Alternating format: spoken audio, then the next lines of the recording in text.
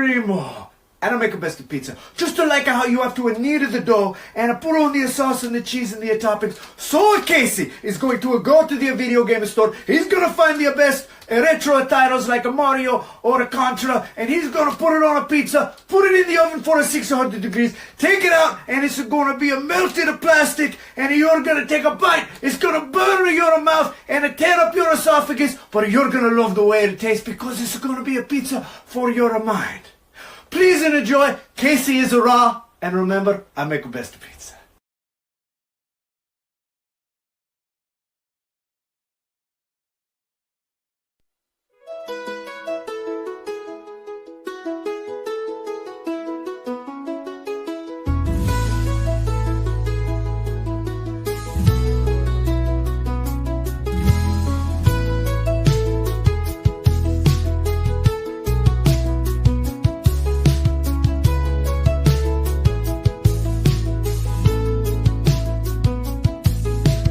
Out in the studio, light shining bright, Casey sits down, ready to ignite. With the rules by his side, they're setting the tone. AJ Raider souls, they're never alone.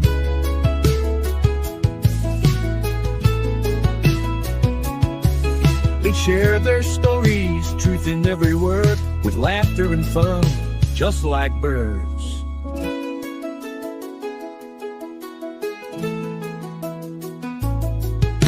Christmas is fall, let the good times roll, filled with joy and laughter, warming the soul. Friends by the fire, sharing their hopes, with every story told, like the sweet moments known.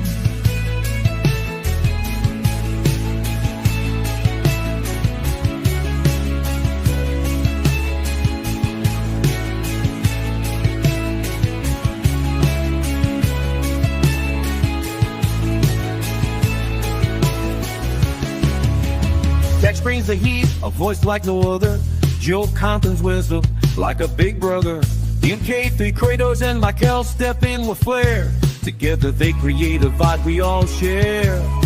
A podcast of dreams for hearts open wide. In this festive spirit, there's nothing to hide.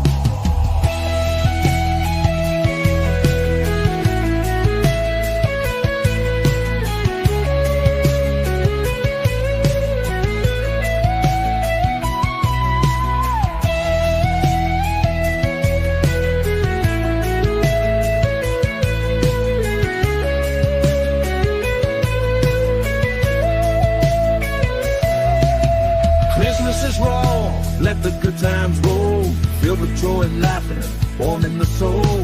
Friends by the fire, sharing their hopes, with every story told, like the sweet moments known.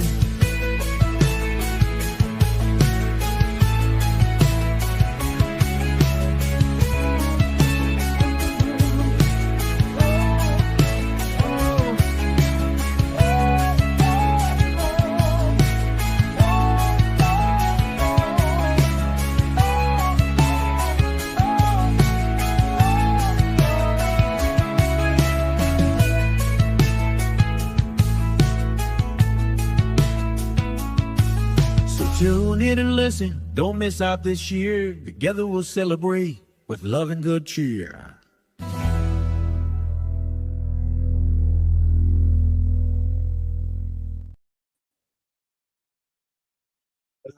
What up, guys? My name is Casey Raw. Welcome to Saturday is Raw. Today we will be reviewing NXT Deadline from San Antonio, Texas.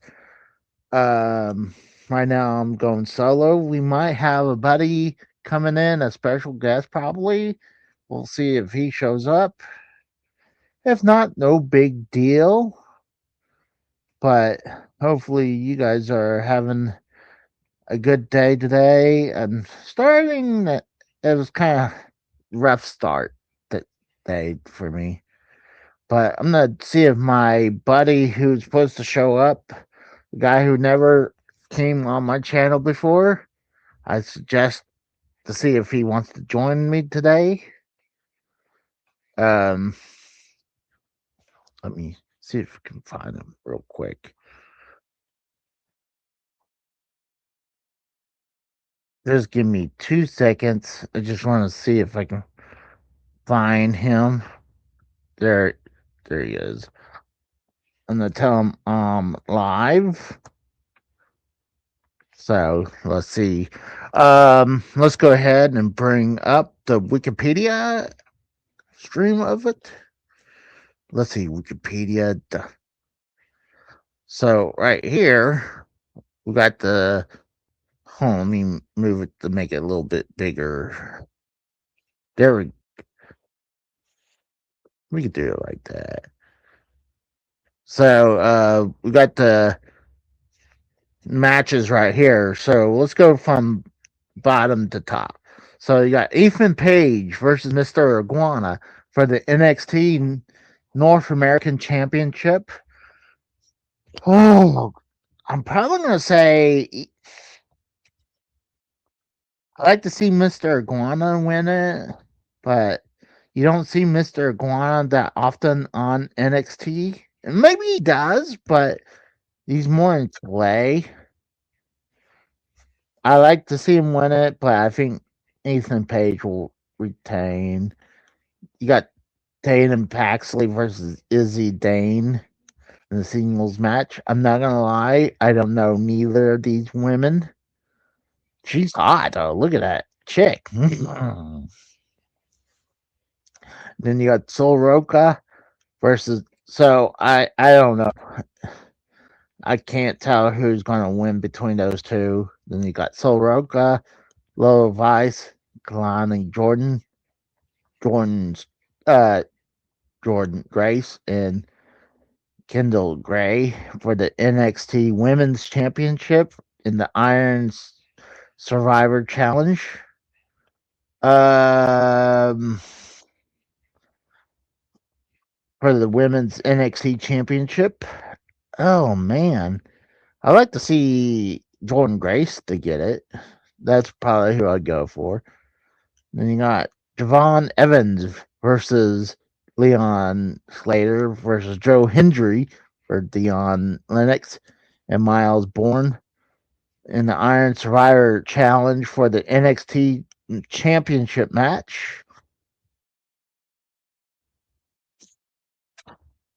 I like to say Joe Hendry, especially he's been signed with WWE recently. And I'm going to go with Joe Hendry. And then you got Ricky Saints versus Obafemi. Ricky Saints hadn't only held the belt for so long, so I think Ricky Saints will retain. So I think that's what's going to happen right there. Um, let's check them out.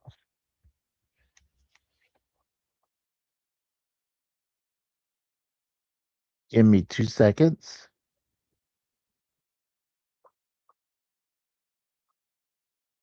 Just checking something real quick.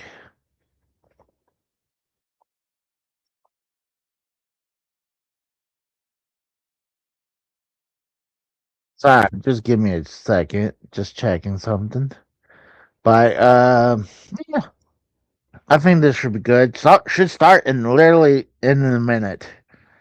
So this should be a good show. The the only thing I'm not gonna know is this match right here is the women's match right here. Because I don't know neither of these two women. But like if I had to choose, I'm gonna go with Izzy Dane because no I'm just taking a guess. And she's hot. So I'll go with Mr. Iguana, Easy Dane, Jordan Grace, Joe Hendry, and Ricky Saints. Those are my predictions for tonight. So, yeah, the NXT Deadline is coming on right now. So, um, yeah.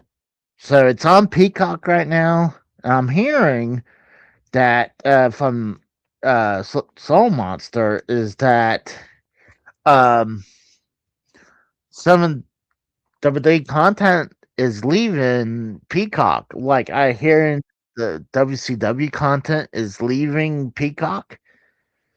So it seems like the era of WWE content on Peacock is starting to expire. Honestly, we know most of the PLEs are now going to be on ESPN minus obviously NXT Deadline.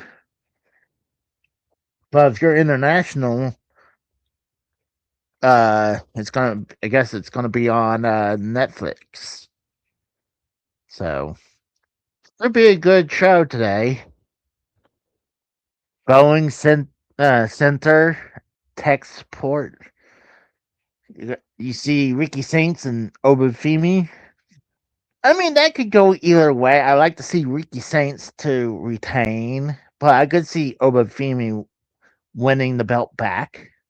What the fuck? Oh, it's the cage. It's not even a shark cage. It's just a like a bulletproof cage. I guess they'll have one the iron what's it called? Iron Heart Challenge, what do they call it? Iron Survivor Challenge. So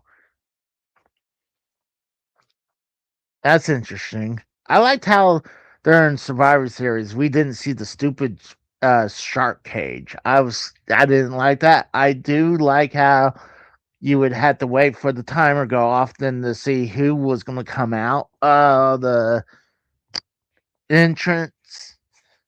But yeah, I was happy with that. But Survivor Series was getting a lot of hate. Did I thought it was great? No. I mean, honestly, I gave it 6.75 because mainly because the two War Games matches, but they weren't the best. I mean, I still said Blood and Guts was way better than War Games. But I'm pretty sure Deadline is probably going to have the better show, better matches than Survivor Series had. So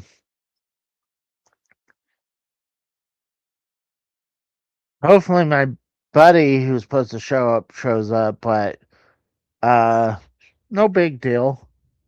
So hopefully everyone's doing good today.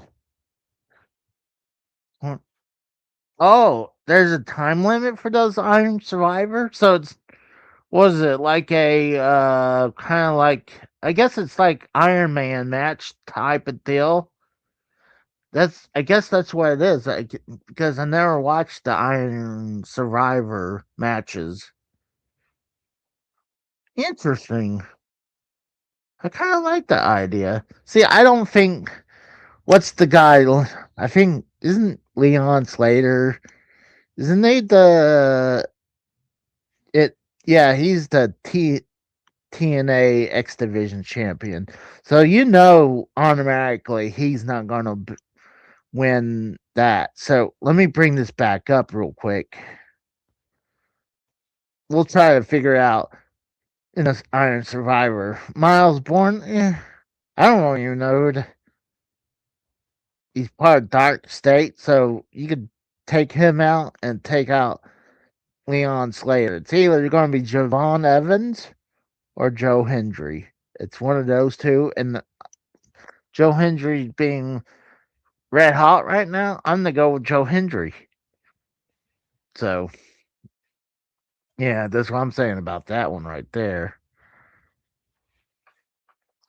Now you have all the people walking in the arena like God forbid. I don't get it. I'm getting sick of seeing all the superstars walking in like they're coming in late. Iron Survivor. Here comes Devon Evans.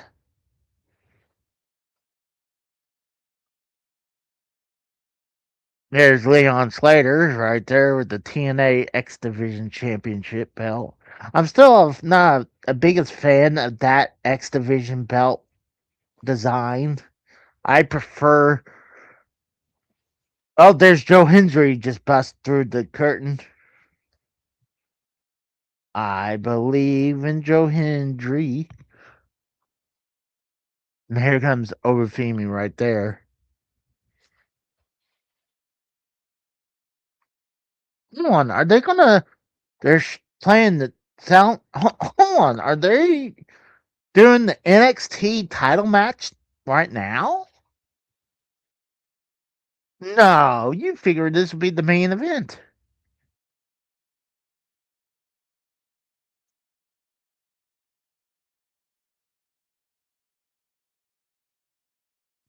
They are going to show the NXT title match first. What the heck is that? That's a first. I was pretty sure that would be the main event. I mean, the NXT title match? Wow.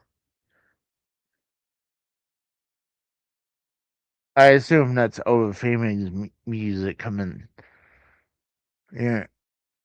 I'm shocked about that. I thought maybe what they'll do is they'll put the women's Iron Survivor match first. That's what I thought. And then you put another singles match right in the middle. Then you had the men's Iron Survivor match, and then this should have been the uh, main event. What's up, Costanza? What's up, man?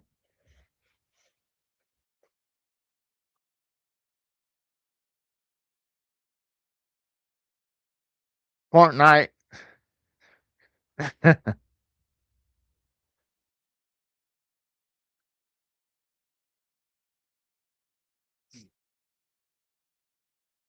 This should be a hell of a match. I still think this being the opening match, I'm thinking that I still really think that Ricky Saints is going to retain the NXT title.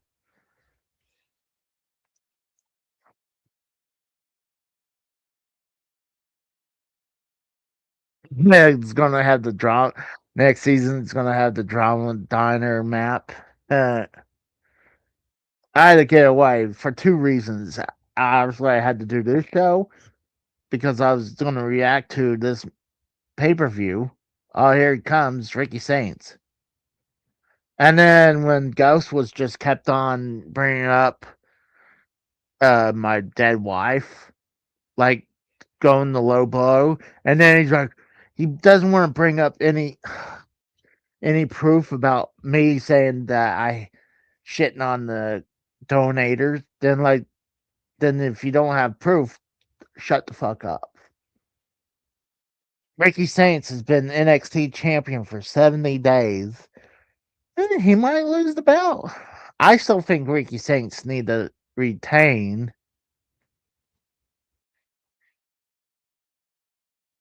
I wish WWE would go to AEW and let him get the Ricky. God, what was his previous name? Ricky Starks music. I prefer AEW music that he had Ricky Starks than Ricky Saints. This is a generic version of it, but both companies don't want to work with each other.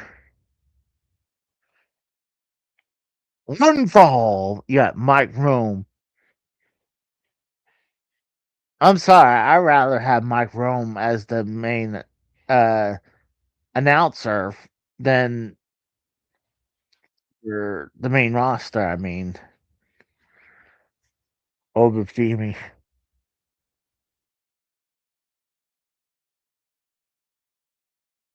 God, that guy looked like he could destroy people.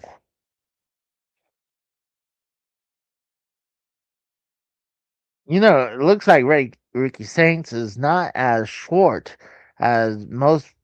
Like, he's damn near almost the same height as Obafemi. Just maybe a few inches smaller, but he's not like super short. He looks like maybe 3 inches, 2 3 inches shorter than Obafemi. The referee just is showing the NXT belt upside down. This should be hell of a match right now. And it started. Let's see.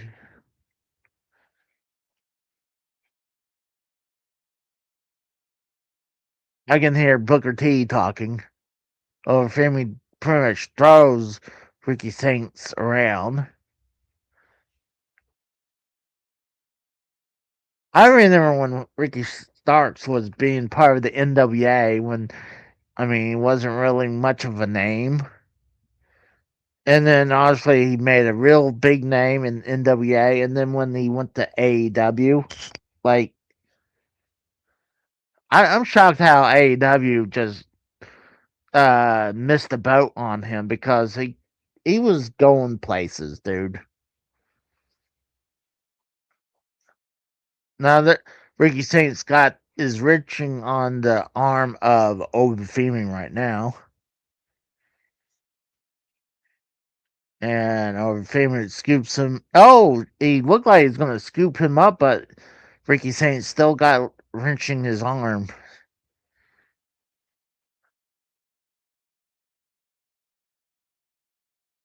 Nothing really much different. He's still reaching on his arm. It's a slow start. Obafemi picks him up by one arm, and he still has him up. And he's backbreaker on Ricky Saints. That's got hurt. Oh, now Obafemi has taken over the match. Oh, now he's wrenching on Ricky Saints' arm. He's wrench it and then he yanks it down to the ground.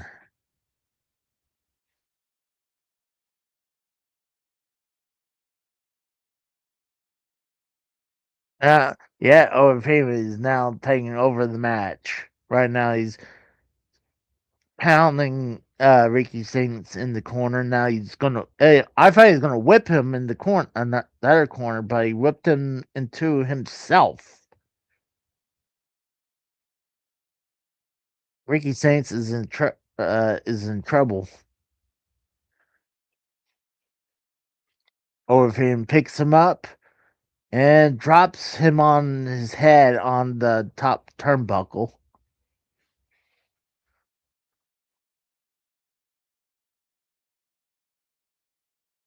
Puts Ricky Saints back on his shoulders, and Ricky Saints got the top rope. Oh, now he got him. He looked like he was gonna go for an F5, but it looked like he uh did maybe a choke slam on Ricky Saints, but Ricky Saints is has taken over. Now he's walking the top rope and he's kind of strutting on top rope. He kind of did the old school with a strut. He said I deserve to be on the menu. I still don't see why. I mean I can understand people were saying that like I took a shot at Ghost being a donator, but then I donated to Cronin. But I didn't take shots at other people about being donator to Joe. I don't care people donating. I just don't like the way Cronin is drifting.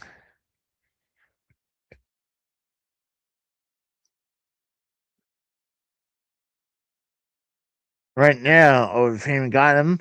He looked like he's going for a choke slam, but Ricky Saints got out of it. And he's got in the corner, kicks him. And Ricky Saints did a fine drop kick from the top rope. Actually, from the middle rope, by the way. I meant. Yeah, a drop kick from the middle rope. God, that NXT title looks so small on that pedestal.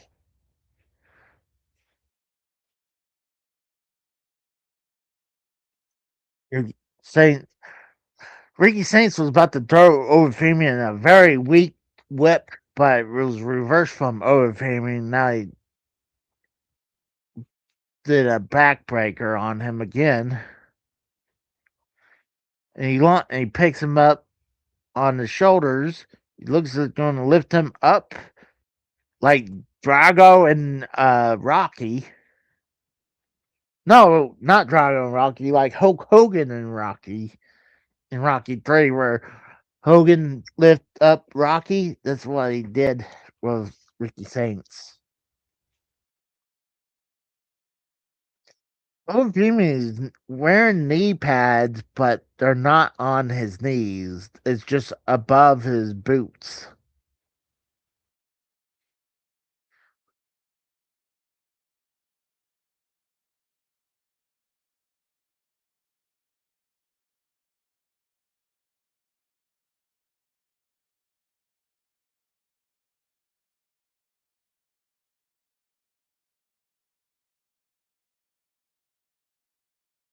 Next Saturday's uh is the Saturday night's main event with Cena's last match.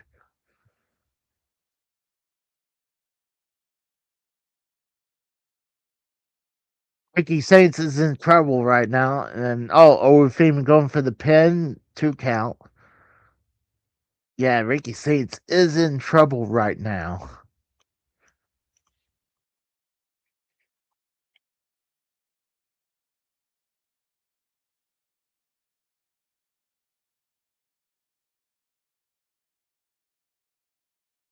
Nothing much happening right now. Overfeem is now just punching away on Ricky Saints in the corner. Yeah, Ricky Saints is really in trouble. We might have a new NXT champion again. See, some people call the NXT a world title. I wouldn't consider it a world title.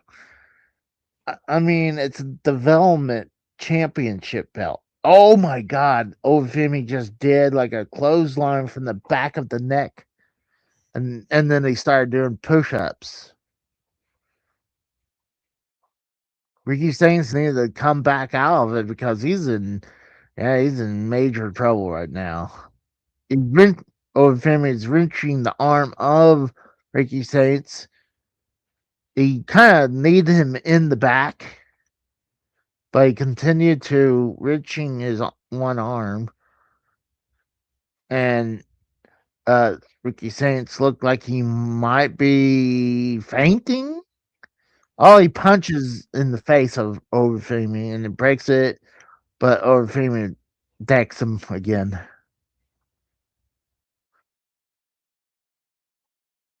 And Overfemi goes for the pin. 1, 2, kick out. He goes for the pin again, but not even 1 count. One, a 1 count. Well, hold on. Why do you keep going for the pin when you know he's going to get out of it? He did it again. Ricky Saints, oh, he's firing up right now. He's getting all pissed off. Overfeem picks him up, but Ricky Saints reverse drop kicks to Overfeem's knee, drop kicks to his face. Ricky Saints is starting to build back up. And now he's got Overfeem's arm wrenched again. He's back on the top rope, doing the top rope rock again. And a Hurricanrana off the top rope. And a spear from Ricky Saints going for the pin for 1, 2, and kick out.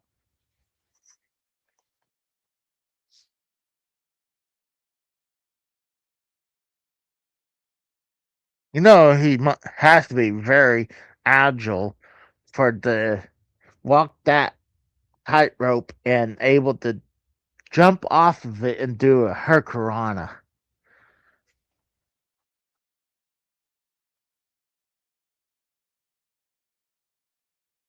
Or if he looks like he's gonna be set up for a power bomb. Oh, reversed. He's oh my god. Ricky Saints is trying to look like he's about to pick him up from the back. Overfemi tried to go for the power bomb reversed. What the hell? Ricky Saints did a weird a stunner from Ricky Saints? One, two, ooh, kick out. So many things just happened. Oh, it's either it was a stunner or a RKO cut type of cutter. Ricky Saints going for a choke, like a scissor kind of choke on Overfemi right now. He he's got to do more than that because Overfemi being that tough guy, he's already standing up with Ricky Saints still wrenching on him right now. Overfemi reaching for the top rope while Ricky Overfemi dropped down to one knee to both knees. Ricky Saints still wrenching. He's got his legs wrapped around him. Overfemi is still there. He's uh oh he's showing signs. He's coming back. He's getting up again. And he lifts up Ricky Saints and throws him on the top rope. And then he passes out. While Ricky Saints is dangling on the top rope, Overfemi was laying down. And Overfemi jumps, bounces off the ropes, and then he's charging against Ricky Saints, but he went over the top rope. Ricky Saints going for a suicide dive on Overfemi. Overfemi is still down while Ricky Saints is in the middle of the ring. Overfemi is like, look, he's out. Is the count of 5 right now. He's on the count of 7, 8, 9. He was at the count of 9. And, he hit the ass famer. Or the famasser.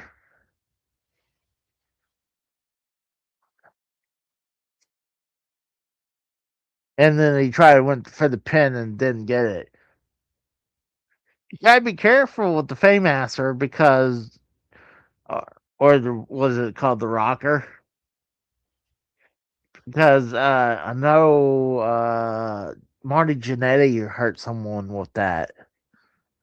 Now they're just slugging each other back and forth.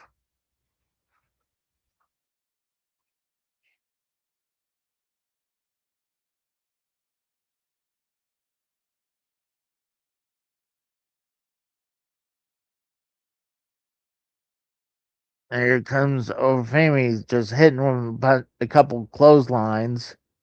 Now he's just doing a bunch of slaps and like a clothesline to the back of the neck. Running like uppercut from Overfemi. Overfemi has taken over the match again. He scoops him up. And it was a reverse from Ricky Saints, and he rolled him up for a 2 count. Ricky Saints went for a round kick, but misses. Overfemi picked him up again.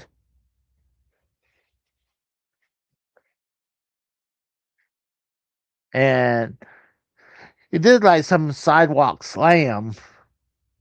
but Ricky Saints kicked out.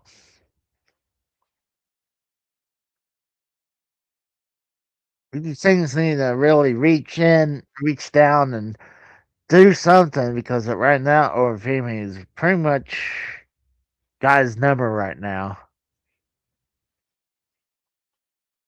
Oh shoot! You have Orfemi just speared the corner post. You have Ricky Saints. Oh, ooh! They're both outside the ring while Orfemi did like a giant slap to the chest. And looks like my guest has arrived. Ryan the heel or Ryan Meow Meow. What's up, my friend? Was good, was goody, was goody. Hey, How dude, you how's it doing going? tonight? I'm alright, I'm Yeah, alright. I'm doing Gotta, okay until just a few minutes ago, you know. Um, but that's whatever. But right, I'm get it. shocked how they started off the first match with the NXT title match, Yeah, that's a and right pretty now, big surprise. Like, I yeah, thought they was gonna start off with like maybe, the women's Iron Iron, Survivor, men's, but nah. yeah, that's what I thought too. Maybe they So had plans for because they were on SmackDown, both of them, Obafemi and Ricky Saints. And whoever yeah, wins this match faces Cody Rhodes. yeah, that's what I hear. Wasn't it supposed to be at Saturday night's main event or something? Yes, yes. They're gonna face Cody Rhodes, whoever wins this match. I'm hoping Ricky Saints retain because I mean I like Obafemi I and all, but he needs to be like a monster on the main roster I and agree book 100. solidly. I think what they need to do is to hold out of Obafemi to show up at the Rumble, and Yeah, no, yeah, yeah, so I agree. I want Ricky Saints. That's my prediction to choose Ricky Saints. But right now, Obafemi is kind of is the one who's had the advantage right now. yeah. But From what I'm seeing right now, Obafemi's whooping his ass right now. It's pretty yeah. much like a good back and forth, but Oh Oba's shit! getting the best of him. Oh, I don't know if you just saw what I just saw. not yet. I see Oba in the corner and Ricky's in the corner, Oh and wait, now oh, power bomb. Oh, oh, it might be over. One, two, three. Oh, yeah, goddamn! Ain't that a bitch? yeah, isn't it? I'm wrong. Well, I that's not bad. Not bad. Two-time no, NXT champion. I Ooh, mean, I really thought Ricky Saints was gonna retain, but yeah, that's what I thought. It's a little surprising there from yeah, WWE standpoint, especially NXT. maybe they'll push. I mean, honestly, I now like there's gonna Obafemi be though. He should be in NXT a lot. He shouldn't go to the main roster just yet. Like he still can offer a little bit more. They ooh, s- they still Obafemi got or Ricky Saints. Oba, yeah Oba, because they still got younger guys coming up. They got this one dude in Evolve named Hmm. Kona Reeves or something like that, Yeah. or Kanaro Reeves or something like that. But yeah, he's pretty good. Look kind of similar to him. Well, Big powerhouse. talk about the main roster and everything. Let me ask you something real quick. People are Yeah, starting to bring up well, like the how the top main eventers are starting to age out. Like you get a lot of them hitting their 40s, like right. Cody. So like Mm-hmm. CM Punk is approaching his 50s. yeah. I got people like that too. Yeah. And then you have people like obviously Cena's gonna retire next week. Yeah, And yeah, then yeah. Last one. you have AJ says he's gonna retire next year. And you Yeah, know might go Randy bald too. And then Randy Orton might retire very shortly too. Like, you know the Really? I heard he said he wants to retire. Well, he's not retiring anytime soon. Like he wants to be there until like he can't wrestle no more. Kind of like what CM Punk said, but CM Punk said he's gonna be retiring soon, but not anytime soon. yeah.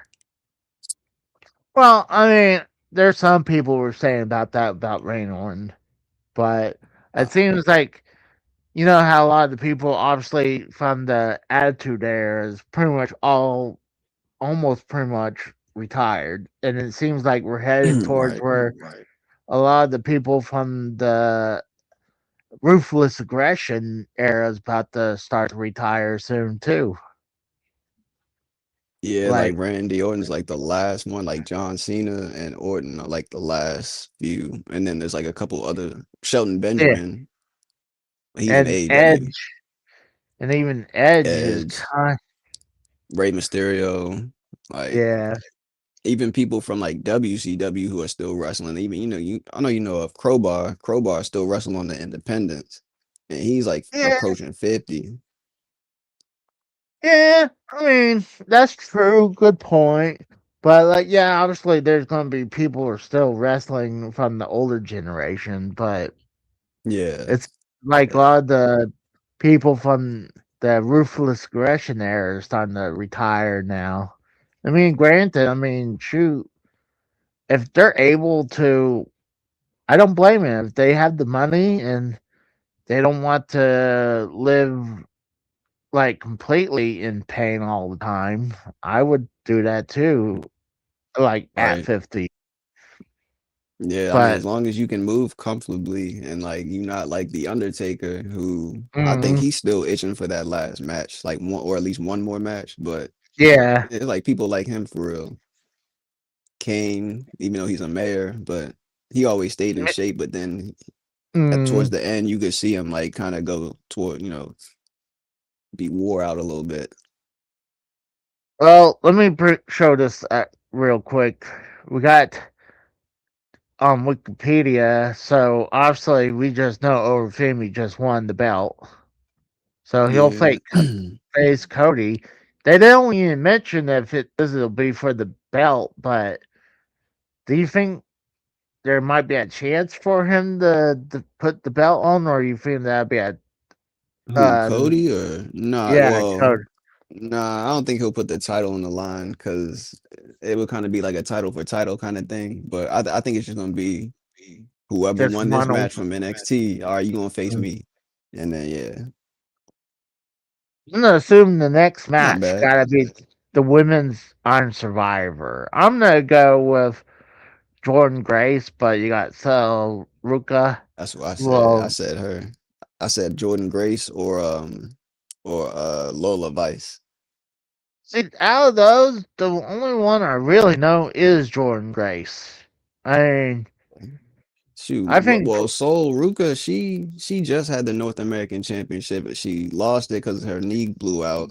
And now God damn, Mariah May, who's not even on the show tonight. Where's Mariah May at? Well, Blake Monroe. Where's she yeah, at? Where's she at? mm-hmm, She's not mm-hmm. around. So yeah, WWE got to fix that. SmackDown pissed me off last night, bro. I don't know about you, but SmackDown wasn't a good show last night. I've been hearing SmackDown's been bad, and I don't get to It watch mm, it SmackDown. it was.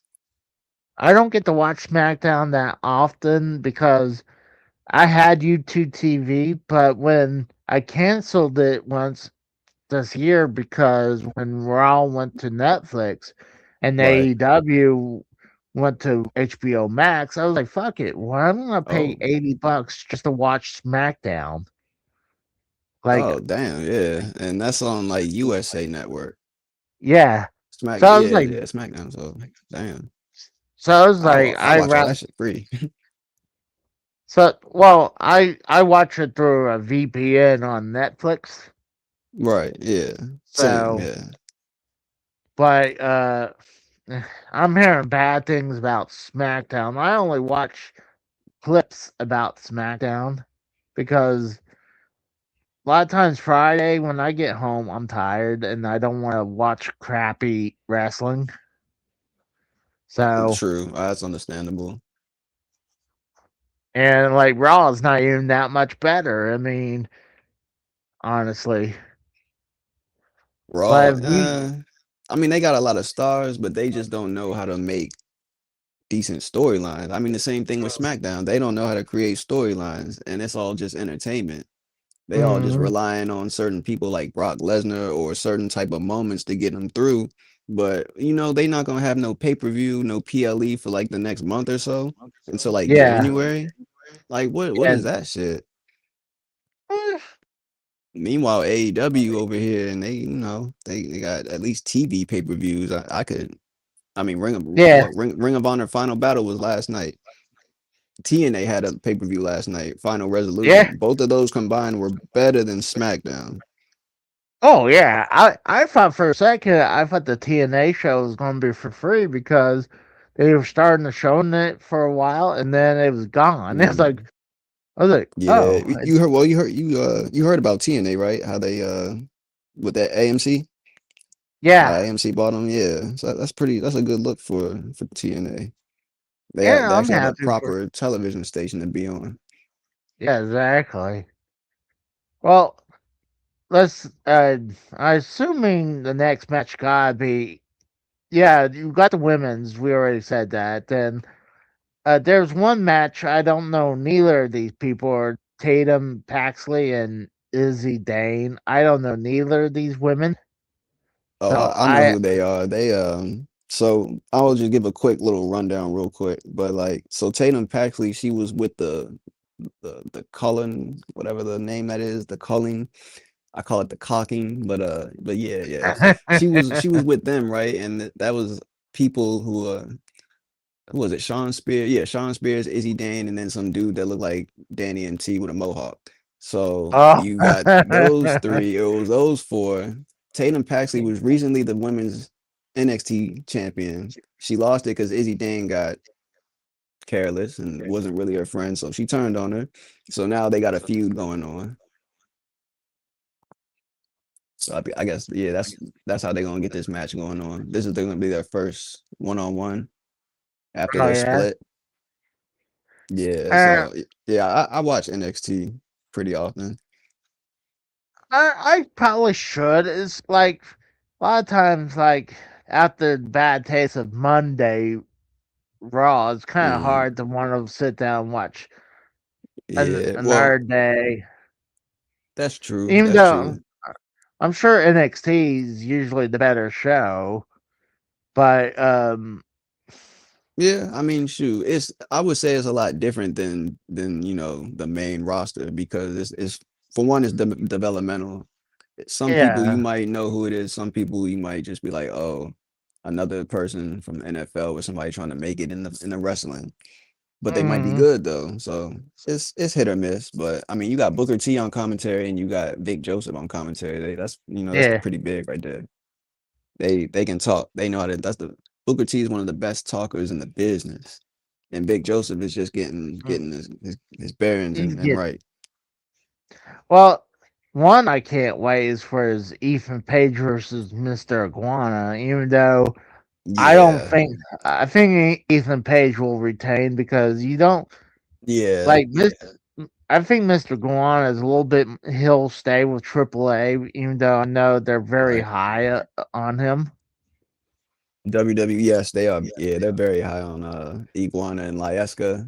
They already done made a bunch of puppets of the iguana, and he's Yeah. pretty big in Mexico. And now they trying to bring his likeness and stuff over to America to see if he can gain a following over here, which he's pretty big. He's starting to get big. Hmm. But I still think Ethan Page will probably walk out with the belt, especially now since we got a Yeah, new NXT champion. yeah. I think But Ethan Page is doing the best work right now. Like, I mean, I liked him when he was NXT champion as well too, but now that yeah, he's North American champion, he actually made the title different. It's got to. mm, I hope they make an action figure with it because that'd be dope. I get that for a oh, collection with the think about belt. it. How it's the Canadian flag. Yeah, I was gonna say, imagine if Mr. Guana wins it, then would he turn it to Mm. the Mexican flag? Because it's the North That or American. green. They probably make it green, Yeah, probably. like a right, like a what's that reptile skin? Yeah. Oh, like the iguana skin kind of look. Hmm. Yeah, Probably do something like that yeah, if he were to win. that's not a Like bad he's idea. a good enough wrestler, but like I don't see him winning. I think Ethan Page is gonna retain his title. He's a better I fit, just, honestly, for the North American title. yeah, I agree. I mean, I like Ethan Page as, like you said, him being a heel. He's a great heel. He's Yeah. doing a, he's doing way better as a heel in NXT than he was in AEW. He just didn't get a lot of chance to do a lot in AEW. Nah, he was paired with like Matt Hardy, and that was kind of it was cool after a while, but then like they just had him start jobbing out. He was on Hmm. AEW Dark a lot, so that's how you could really tell he's not doing shit on AEW. And they just didn't honestly, they didn't know what to do with him. Tony didn't know what to do with Ethan Page. Luckily, TNA did. And if he can go back to TNA or with the partnership, Ooh, I yeah. mean, we haven't seen him go back to TNA yet. Let me ask I you remember the something. North. What's up? What What do you think? See, I brought this up to Dave, and he doesn't like the idea. But I was thinking the best way to get some of these people from AEW more Mhm. time. They're kind of doing it, but I feel like they need more of like a brand split, like how you have a full group Yes. on Yes. Dynamite and a full group on Collision. Like, Yes. and Because their roster, AEW roster is just stacked to the brim. Like if you think mm, WWE's roster is big or maybe New Japan, no, look at AEW. And then you got Ring of Honor. yeah, Then you got CMLO. So it's like three companies all wrapped up in one. There's a lot of people that that can be used, and some people that's not being utilized. Why don't you just make Dynamite one, Collision another, mm, have all your people there, and then vice versa. and you, and the be and I don't like how they keep Ring of Honor hidden on Honor Club. Like I don't know Oh if they're man, I heard they jacked Honor Club all up. did they? Most of the yeah, like I heard like most of the videos you can't really watch, and yeah, it's kind of it's a little too much. Like luckily If I they've been putting a lot of free stuff on YouTube, like if I was matches and all that them, sort. what I would do is I would move Ring of Honor to at least YouTube because one they get Yeah, yeah, way more more exposure. viewership. Yeah, Yeah, hell exactly. yeah, way more And then exposure, viewers, all that. and you'll get money from YouTube. You know, people will finally get Mm. a chance to view Ring of Honor. Like, Yeah, I remember TNA was doing it, and they were making money off of YouTube. They had badges and stuff like yeah, that. So, hey, but for this NXT match though, since it's the women's Iron Women Survivor, whatever the hell, yeah. how you feel about this newcomer, uh, Kendall Gray? Hadn't seen her before. Oh man, so I've been following her because I watch Evolve and I watch NXT. Mm, If they had Kurt Angle be her manager, she would be the perfect women's wrestler. She's got it. She's got it. She's got what it takes to be a great wrestler. Technically, and her mic skills are getting a little better.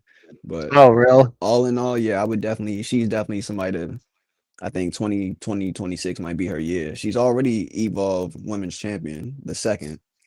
The first one was Callie Armstrong, which I haven't seen her in a while on NXT, but hopefully they'll bring her because she looked like a Jade Cargill, Bianca Belair type.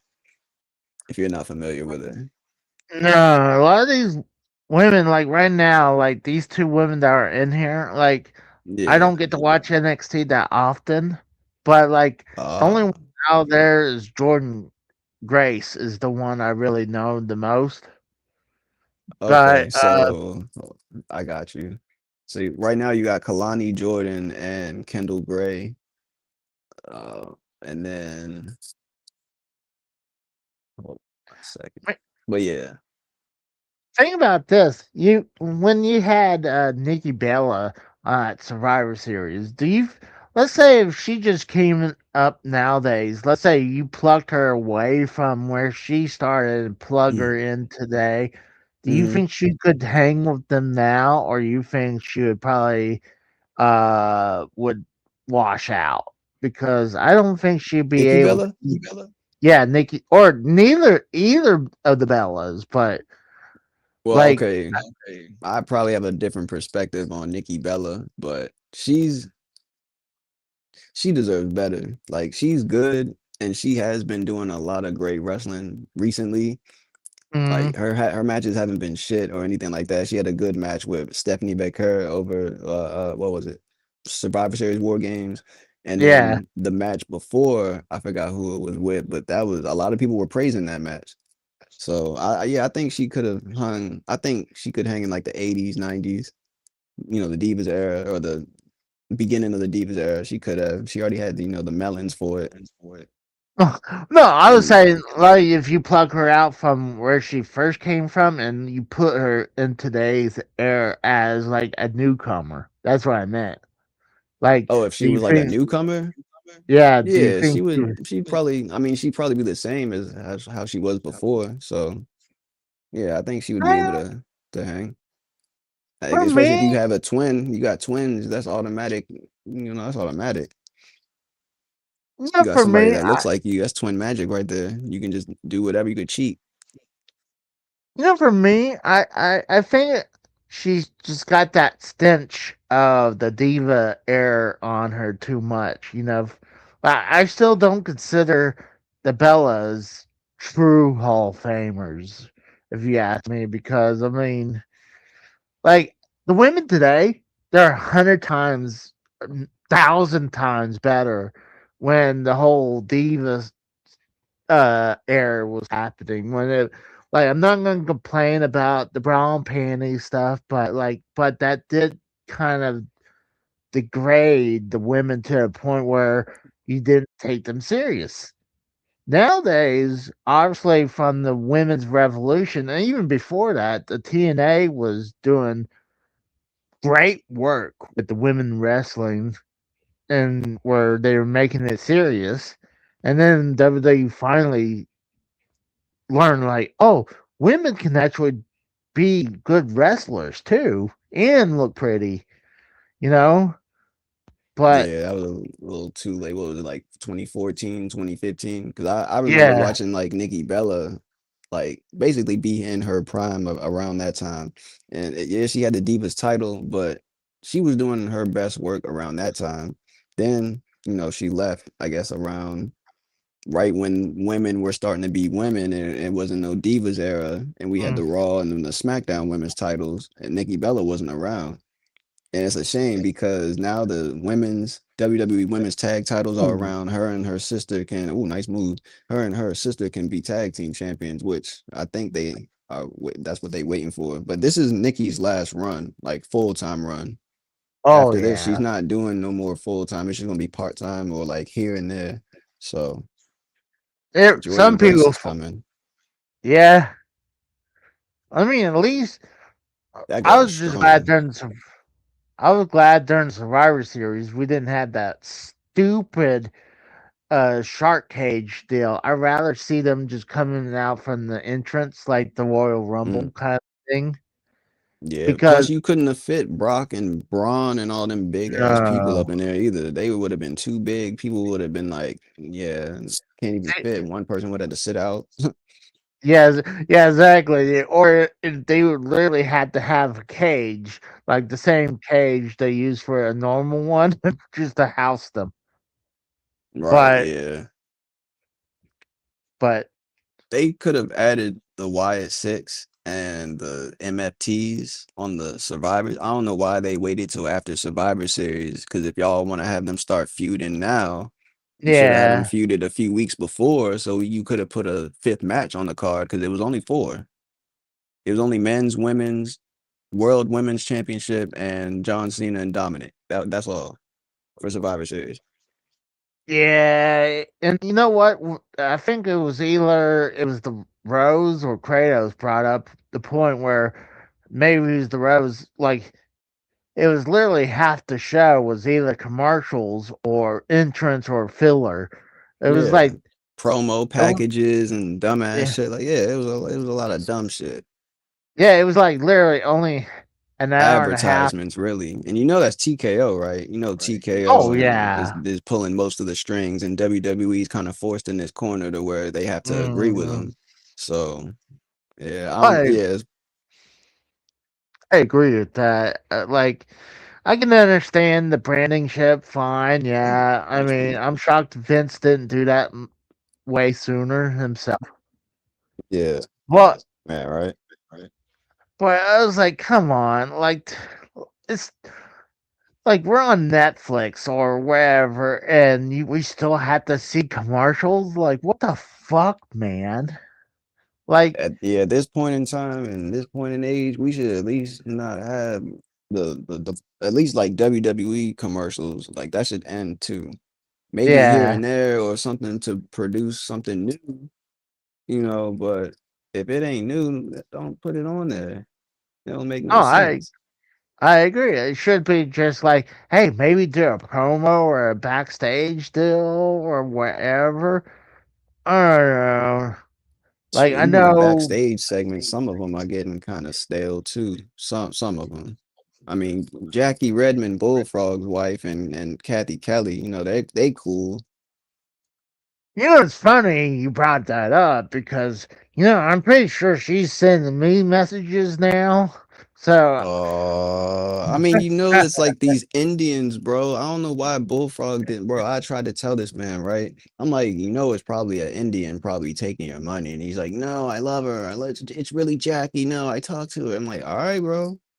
And now look, I don't even know if he's still talking to her or not, but like the fact that he's still, that's still going on is like, wow, you should be banished from the internet.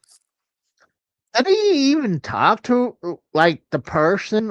I'm not going to say her because we know that's bullshit. I mean, like, at least if it's Yeah, going to be, let's say if it's a woman, I mean, at least you can kind of get away with that a little bit. But, right. like, one, I hear the woman's married. Two, Oh, I how, thought I heard she was single. I thought she was single. uh, I heard she was married, but, Oh, I mean, when's she gonna? Like, how would she would find Bullfrog? What? She's watching Joe exactly. Crow. Like, oh, I like that big slob who has no emotions on his face, or And if like, and if that was and if it was really her, we would have been seeing them two together. Like we've never seen them two together. I don't even know if he said they FaceTime or anything like that, but if he did say it, it's probably Cap. It's probably AI. and not only that, like, he was saying that he sent her money because she needs money. I'm like, hold on, she's in WWE Uh, and the NHL. I guarantee you, she's probably if she's not has $1 million, she's like in the hundreds of thousands of dollars, if anything. right, Like, yeah. Cause she did like, hockey commentary before too, so mm, she's caked up, and she went to college but, and all that, so she's pretty well off for herself. but she needs money. She needs Bullfrog's money. Yeah, Bullfrog would try to mooch off of her if anything. Like that's Oh, yeah. crazy. I mean, I'm not saying it's Oh like, no. I mean, honestly, it's 99.99% it's not her, but Yeah. Oh yeah. Hell no. It's definitely not her. No. It I might be mean, someone from the community. It could be like an Indian. Who knows? mm, Honestly, I think it's she somebody wouldn't. from the community. Oh, I agree. I mean, I think that's more likely what happened. I'm sure someone saw him, pretty much freaking out about her, and then he's like, I can make money off this. I could act like I'm her Yeah, because he can't because stay off of the internet. like, or away from Joe Cronin and whatnot. He act like that's his father and stuff. So I mean, that's the kind of stuff that's gonna happen to you, especially the stuff that comes out of his mouth. Who's not You gonna know, try and troll him off of that? it's funny. He said that he was gone for 5 years. Like he disappeared for 5 years. I know he was. Yeah, 5 months, maybe 5 months. I would say maybe a year, maybe a year and a half he was gone, but no way, nowhere near 5 years. Like I think he loses the track of time. Like, Bro, I used to talk to this man on the back end like like like 8 months ago, 9 months ago, before he came back. And he would be like, mhm. "Yeah, I'm thinking about coming back, and or Joe Cronin wants me back, or some shit like that." And it's like, man, I'm like, I don't know, but that's up to you if you want to, if you want to keep going through that. But that's on him if he wants to keep doing that. I'm It's gonna tell, nothing ever tell comes good out of it. I'm gonna tell people real quick. The only reason I'm not really reacting to this right now is I hate to say this. I told Ryan this too just a few minutes ago. The only woman I know out of this match is Jordan Grace, and it's kind of hard for me to commentate on the women if I don't know exactly who they are. So I do apologize about that. But the one thing I like to bring up, this is like some Iron Man type of match, right? So like, Yeah, with a time limit, yeah. so like, see, you figure like you definitely don't want to be the number 5 person because let's say there someone has so many pinfalls on the accounts, right?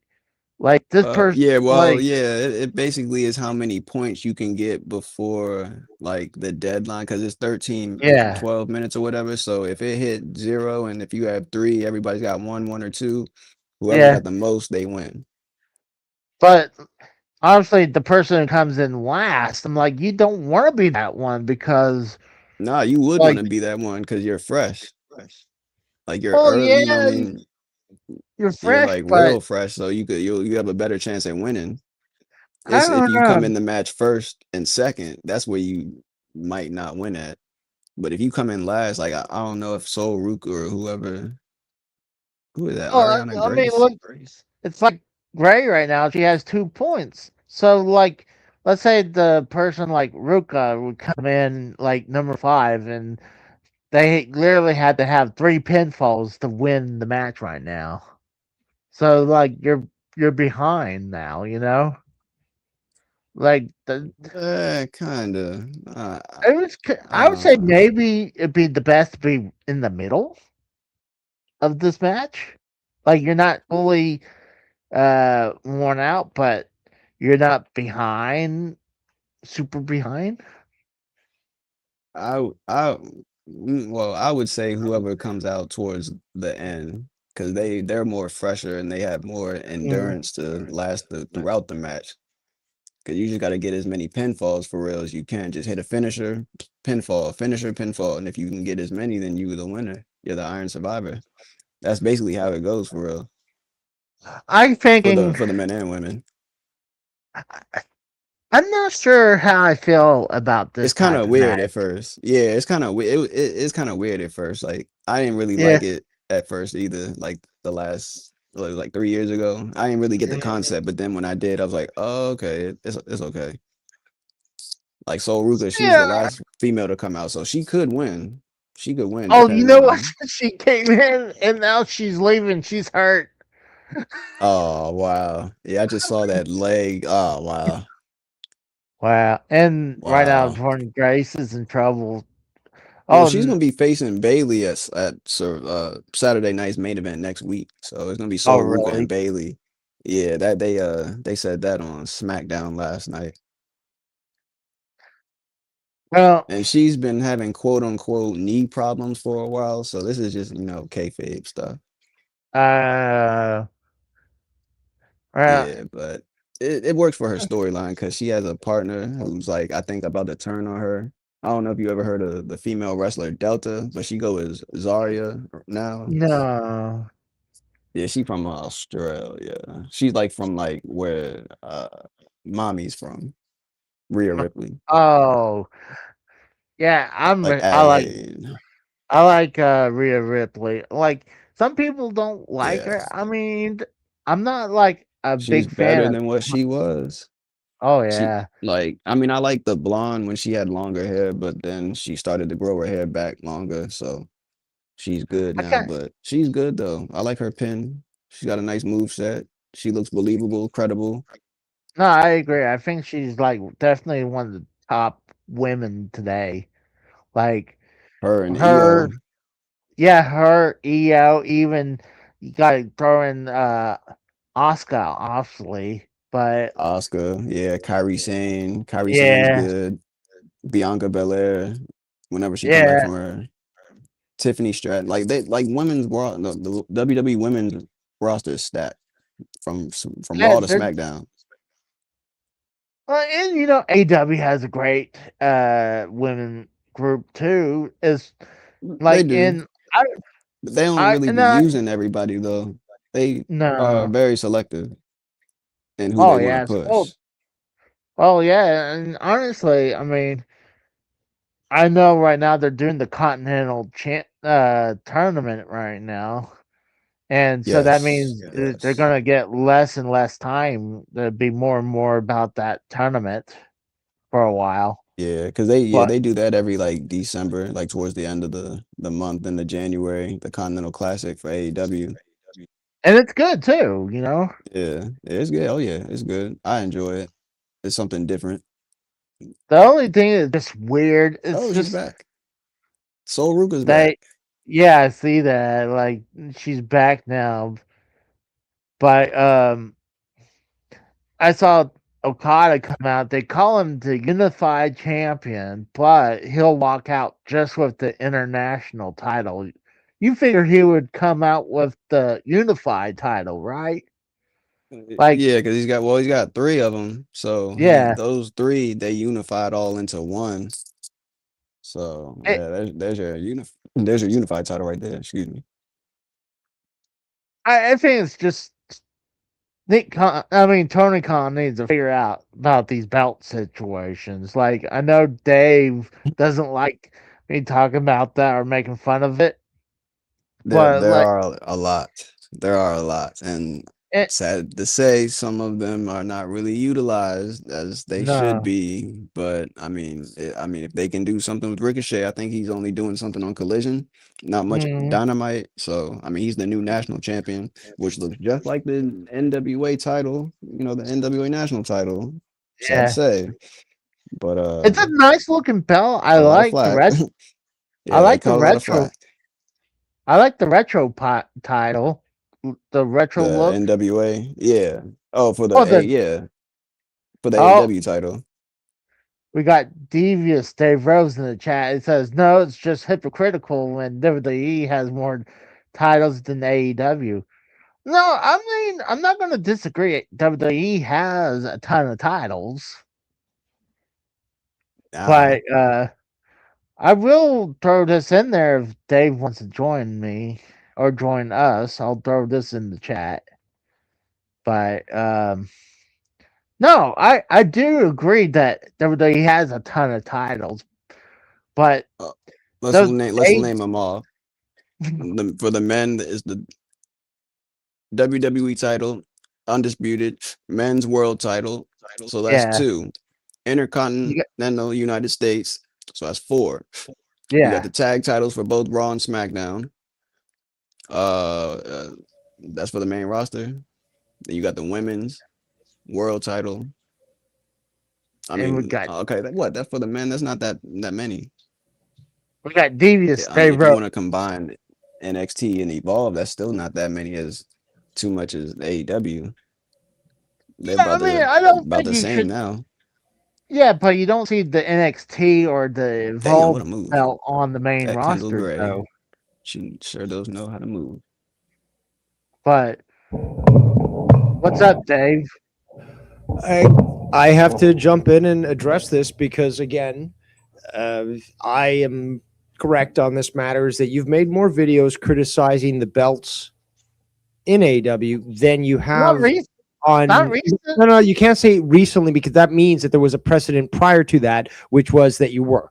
But that's the thing, is that you made more. Again, if you wanted to judge it fairly, you'd be making more videos of criticizing WWE for the number of titles that they've got there than you would be. So, like, say you'd make 30 videos. I'll break it down for you, Casey. You'd make 30 videos criticizing WWE for the number of belts they've got, and then you'd make 20 on AEW, right? Because one has more than the other, and it's still right to criticize both. And I've been very truthful about this. I am a mark for AEW, but I will criticize them where it's necessary. And the fact is, first of all, they did me and everyone dirty with the international title, the way they unified it. Because, okay, so you've got the continental title. This never made sense to me. You got the continental title, which was supposed to be or continental crown title. It's supposed to be a unifying thing, because it was Eddie Kingston who got I can't remember with one belt. He had the ROH strong title, I believe. The pure title. No, it's the new. He had the new title. Yeah. But what was the? He also had the Ring of Honor World Champion. Okay, so so there was, I think, was it that? Yeah, okay. So but he had those, and then he got the Continental title. So he had 3 belts. Then Okada wins it, and okay, if I was running a business like Tony Khan, I would want my toys to hold the titles, but you can't make every action figure have a title. Okay, you can't. So they put the title on Okada. Guy carried it well and all that, gave him prestige. And he really should have been featured more, so American audiences could see how good he was. But then he carries it, and then there was the match with Will Ospreay, I believe, with the international title. And then he gets that, so now it's unified, and then there's another title for that he's carrying around. And now there's the national title, but like it doesn't mean shit anyways, because like you can call it whatever you want. So, national title means like your state, your country, America, right? So then what? You're gonna have Samoans and fucking Africans or Canadians fucking winning a national title. So the name, there could be better names for it and all that, and it's just another title that he wants to attach on one of the toys. And I can't blame him for wanting to recognize all the talent that he's brought on, because again, the roster is fucking incredible. We can't deny that. I will criticize. It's like, dude, you can't have you're the one who stacked your fucking roster that big. You only have yourself to blame. So Tony, like, you've got to give it time for each of these people to get a title. You can't just introduce a new title. Because then you're going to be compared to WWE, which already has too many titles. Now, one title, and I will shut up after this, but one title that I think is important that AEW did introduce was the women's tag team title. Because not only, it can't be denied, the AEW women's roster is the best in the world. It literally is the best in the world. And they've got such amazing wrestlers. They're not sports entertainers, wrestlers. And that title should have been introduced a while ago. Tony was planning on doing it, but there were injuries, so he couldn't have the roster ready to be able to do that. I respect that. He waited until the time was right and introduced a title that we all wanted to see, because a lot of these women do work really well as tag teams. I think they need to get rid of the trios belts, honestly, if you ask me. No, I'm okay with trios title. I'm not a big fan of. I feel like they're taking it away from the tag team belts, but like honestly, like I think they just need to unify the 3 belts now from or they need to keep. I still say they need to have where one belt for the mid card title on Collision and one for Dynamite. I'll be okay with that, because let's say you put the TNT belt on Collision because that's on TNT, and then maybe like the unified title is on Dynamite. I'll be okay with that. And you obviously you had world champions would bloat, but I don't know. It's just complicated, especially now. Like, I hate the name of the Unified Championship. Like, okay, like that almost sounds like you're almost better than the world champion. You're the Unified Champion. Like, No, it's different though. I always saw the international title as being one that was more not mid cardish, but like okay, so like you have the intercontinental title in the WWE, and you have the world title, right? And then the brand title, right? They fucked that up.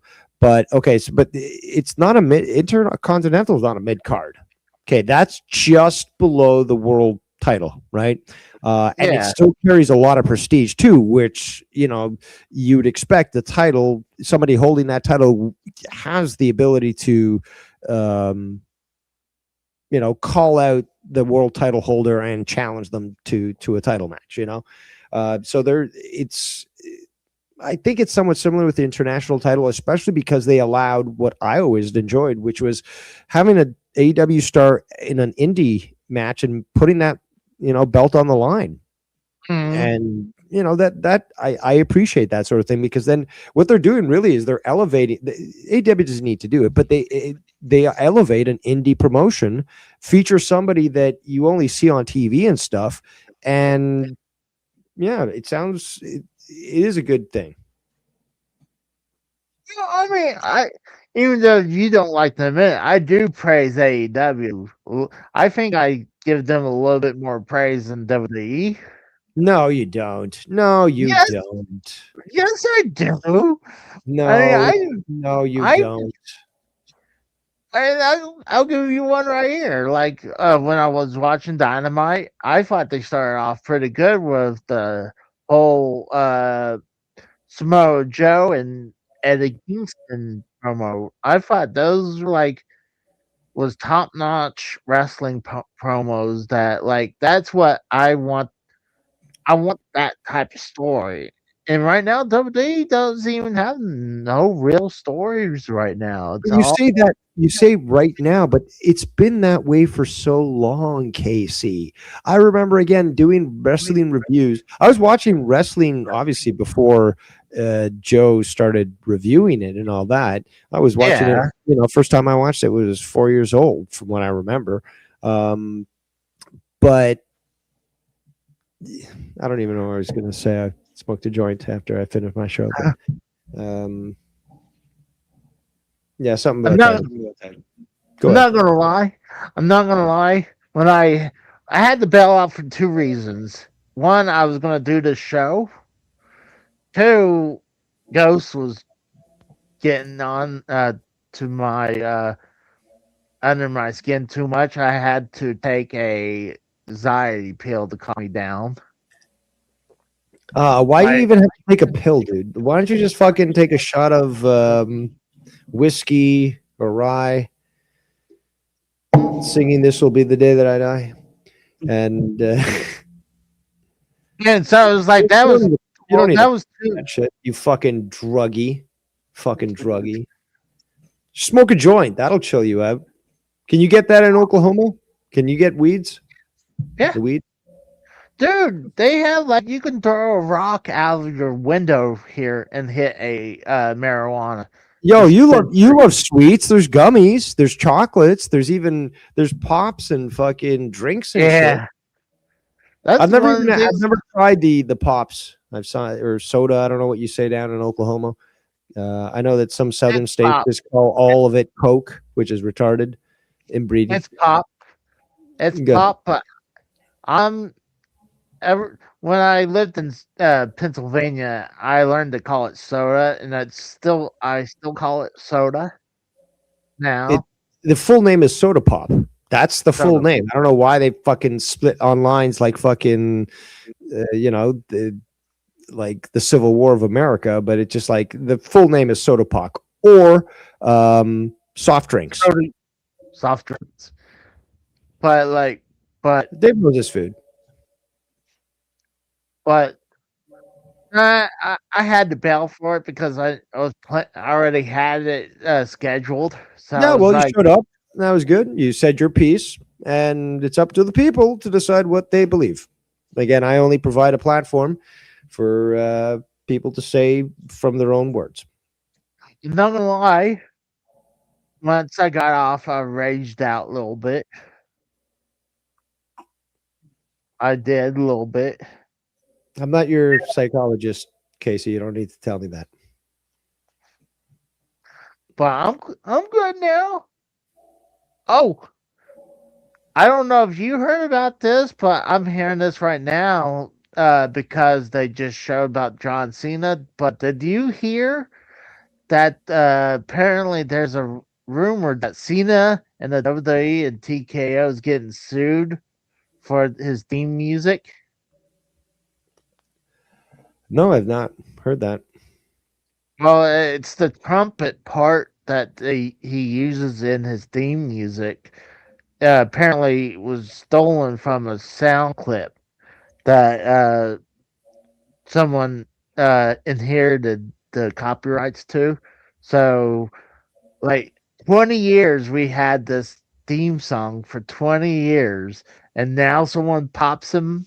Especially, he's about 1 week from I don't know retiring. where you read this because it doesn't sound right. Um, I believe it's 3-6. Was it 3-6 Mafia that did his theme? It's called Abaddon. The song is the song is actually called Abaddon. I believe that's what it's called. That's what's said at the beginning. It's not Brabadoo, it's Abaddon, and that's a demon actually that's being invoked. But yeah, that's that. Last I heard, WWE had the right to use that song that they paid for. So Well, I mean, I don't see. If anything comes out of it, they'll probably settle with them because. But it's weird because they had that music for 20 years, and the guy's literally going to retire next week. again, if you don't provide me a source, I can't read into it. I don't know the legalese that might be involved. Maybe the rights reverted to somebody and something happened. I'll bring it I up. need to be able to read that to make an assessment. Again, I can have the ability to sort of understand lawsuits and legal stuff. Let me bring it up real quick. Doo-doo. I'm Now so they're surprised. just Always so surprised at people who doubt my abilities in this community. Very comical.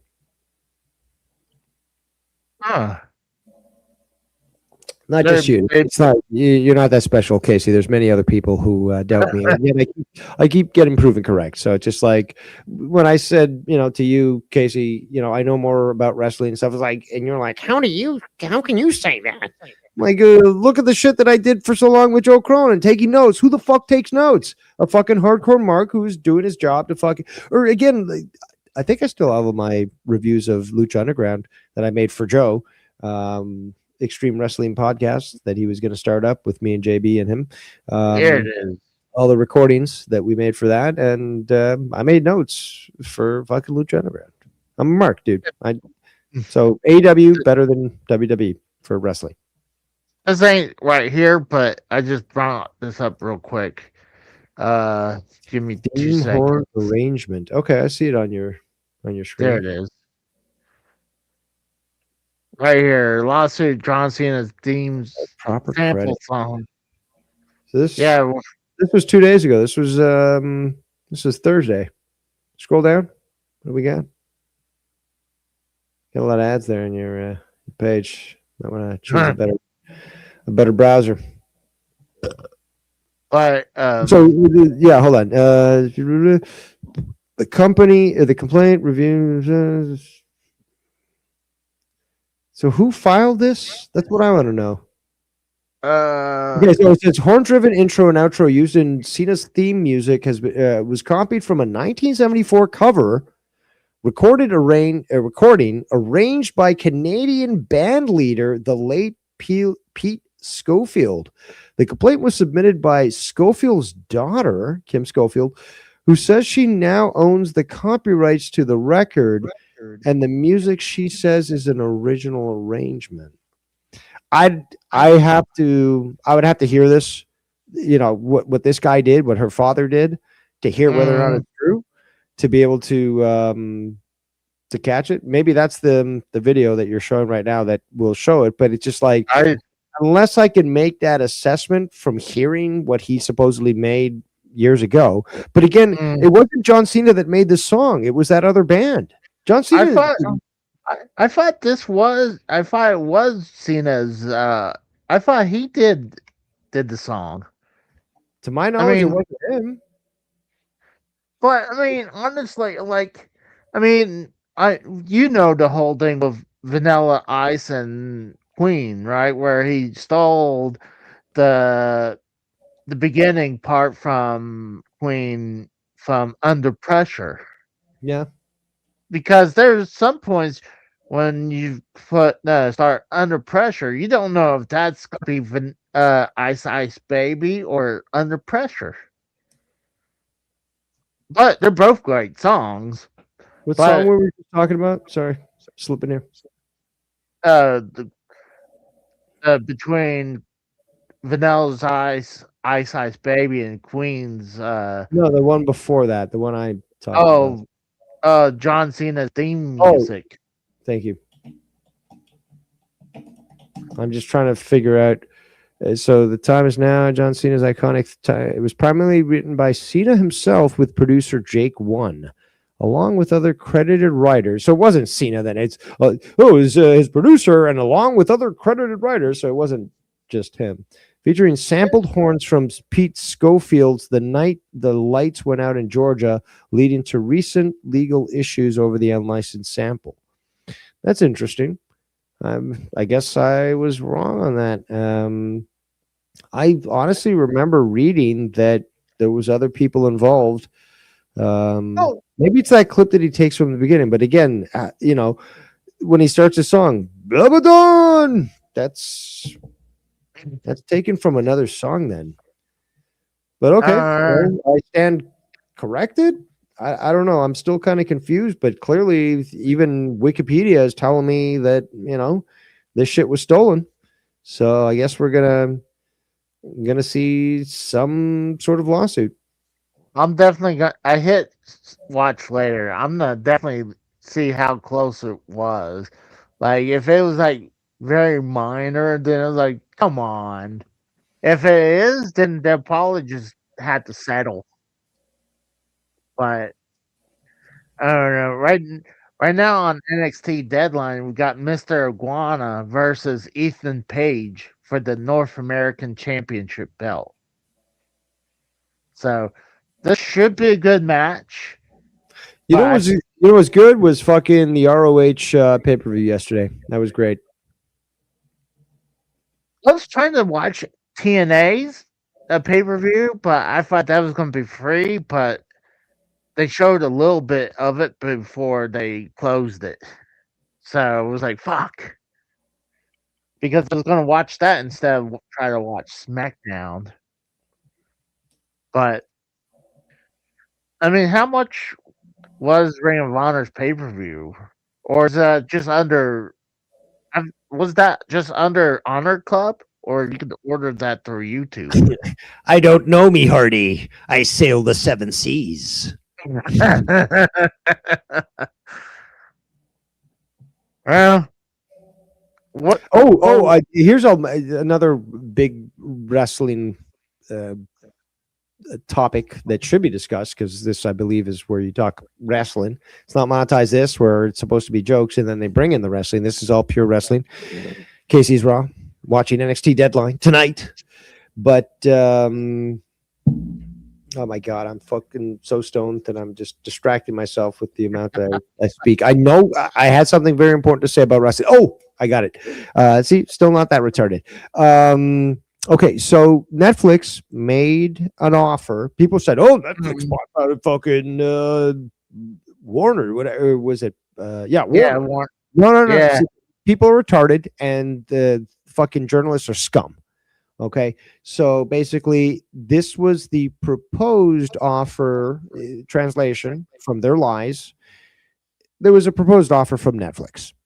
Okay, number one, fucking government has to end up approving it because it's a big, Yeah. merger of media companies. Mm. But Warner's now come out and said this is unfair. Like what it's unfair to the stockholders where Netflix is offering X amount of money, but we're willing to offer more. And this is, like you guys will get a better deal with us, Warner buying out fucking or Paramount buying out Warner than you would if you let Netflix buy it. So a lot of fucking pea-brain fucking idiots who hate AEW because they're faggots. We're saying, Netflix buys out Warner and AEW's gone and stuff. It's going to be booted off because Netflix is exclusive for WWE. But they're quiet now that Warner Brothers is saying we're going to pay more. We'll pay more for Paramount. Will pay more for the Warner Brothers. Yeah. So people who again continue to count out fucking AEW or Tony Khan with because the guy is fucking smart. He went to school for business and stuff. And he's got multiple companies and all this other shit that people don't know about. He just doesn't talk about it. But, one of his side projects is fucking running a wrestling company. So people count him out too soon and ignore the fact that this guy is prepared. He got the deal set up with fucking HBO. That's big deal. Yeah. It took a while, but, he got it. So, again, he still has many more years on this contract. So it's guaranteed it's going to stay no matter who owns what company, right? But I just don't believe, and I said this even before Paramount made their offer. I said, this isn't going to jive well. I don't think that Netflix is going to end up buying out Warner Brothers because of multiple reasons. And, sure as shit, fucking Paramount shows up and proves me correct in at least one way. It's going to be, like you said, like, even who is going to buy it, it's going to take a while for the government to prove it because, I mean, this is going to be a while. Dude, how long did it take for the whole UFC WWE deal to unify and be with, I think it was about 3 years, if I remember correctly. I mean, once they announced it, it was like almost 6 months when they finally made it official. No, there was talk about it. There was talk about it years prior. Yeah, but yeah, exactly. That's what. If I remember correctly, about 3 years from the start of the talk, and like, rumor has it, blah blah blah. And again, following it does lead to things. But okay, rumor has it, blah blah blah. There's been talks, blah blah. 3 years later, the deal's done, and fucking TKO owns fucking WWE. So Dave Rose, correct again. Thank you very much. Why do you doubt me, Casey? Why do you doubt my fucking wrestling markedness? Okay, I don't get Mark. Okay, because I'm a Mark. Yeah. Markedness. Markedness. No, not Markness. Markedness. Marketed. If you knew grammar better, you'd understand what I'm saying. But that's not a real word, though. No, I made it up. I made it up because English is such an amazing language that you can make up words and it instantly becomes understood. Again, nowadays, 2025, you say, just Google it. We all know what that means. But that started back in 1999. It took a while for that noun to become a verb. Again, this is grammar stuff. Don't hurt your brain too much thinking about, okay, we're talking about wrestling here, not grammar. Oh, I mean, you're saying that this whole thing with AEW hate. I mean, I think you figure with some of the nice things I did for you for your AEW deal. What do you mean? I did some AEW work for you. You remember that? Some clips for you? Oh, just your AI stuff? Yeah. Come on, dude. You're literally typing into a computer and like you sit back and it does it for you. Don't tell me like that's a big deal. No, actually, I made that picture and then I went to Grok and made it. I personally made that picture. Like I took your your picture and your Yeah, you took the picture that was generated by another AI. You took that one and then you just put it into another AI. And you how to do again? It's not that difficult, dude. That's where we are right now in 2035. You just literally take a copy of a copy and give it to AI, and it's like, okay, fine, here you go. and then you make it where it tell what it to do. Even though sometimes even That's you would not have difficult, dude. It's called typing a sentence. well apparently sometimes AI doesn't understand what you say. Like you I know, very often it doesn't. I've had to deal with it, and it is literally retarded. But Bullfrog sometimes would probably have a better chance of understanding instructions than fucking some of the AI that's out there. still love I don't know if you showed anything about it yet. I sent Kenton the Joe Cronin Cemetery AI video. Yeah, I didn't show that one.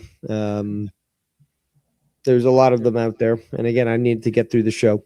I had other things to do, but yeah, you should show that on your show if you feel so inclined, or Ken, could as well. Um, I was going to suggest to Ken actually, because this was actually, should I? No, you know what? I won't reveal it. Yeah, forget I said anything, Casey. But let's talk about let's talk about something that is a poignant issue, which is that you are critical of AEW more than you should be because you don't only because you don't criticize WWE as hard. You can still say you say things nice about fucking what's it called? I think honestly WWE, wrestling I think but the main I think like honestly WWE and AEW hadn't been doing great this past year, but like WWE I would say WWE been bland outside the big brand, the main roster, like NXT is cool, the AAA stuff is cool. I like that stuff. But if you go to watch Monday Night Raw or SmackDown, it's almost unwatchable. And it's just not as good. It's just, especially, I mean, this year alone for WWE has not been good. But I knew tonight, I mean, I've been kind of keeping an eye. Like, uh, sadly, that Mr. Iguana didn't win the North American Championship, but it was a good match between him and Ethan Page. But I always said that WWE's PLEs are nowhere near the AEW's pay per views because at least yeah you pay for premium prices for AEW, but you're getting premium product for AEW for their pay per views. I don't think Well, it's a premium price. I think it's still cheaper than WWE. I guess it depends where you are and what offerings you got, but I've I seen a mean lot that are fairly you had to cheap. pay you had to pay $30 for ESPN to watch the PLEs. But if you want to watch everything, you had to have Netflix, you had to have ESPN, you had to have Peacock, or you could cut out ESPN and just have and you could probably cut out Peacock and just have a VPN and just watch it on Netflix, all of it on Netflix. Even though I think like I don't know if it's in Canada, but thinking in Canada everything's on Netflix now. No, Like you're wrong. no,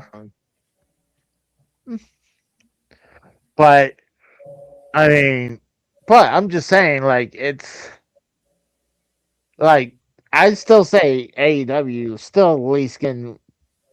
You're paying what you're getting. You're getting a good show. While WWE, like I said, Blood and Guts was way better than War Games. War Games was good, but Blood and Guts was way better. Even, but some people didn't. I didn't like the women's match, singles match between. Was it Stephanie Valkyr versus Nikki Bella? I thought that was obviously the worst match. But out of the women's war game was good, the men's war game was better, but that was hands down way better.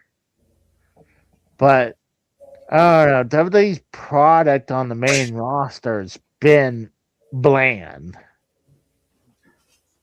But especially right now, if you watch Raw and SmackDown, and even Okay, let's dive into this. It's been bland.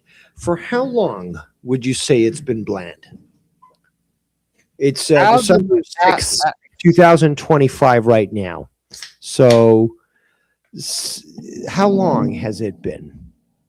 Oh, I would say for this administration right now, this year. So full 365 days. So last year on December 6th, 2024, it was more. I thought you said for a full year it was bad. So basically, last year it started going bad. Yeah, a full year, 365 days. Yes. So that's it. It hasn't been earlier that it's been shitty.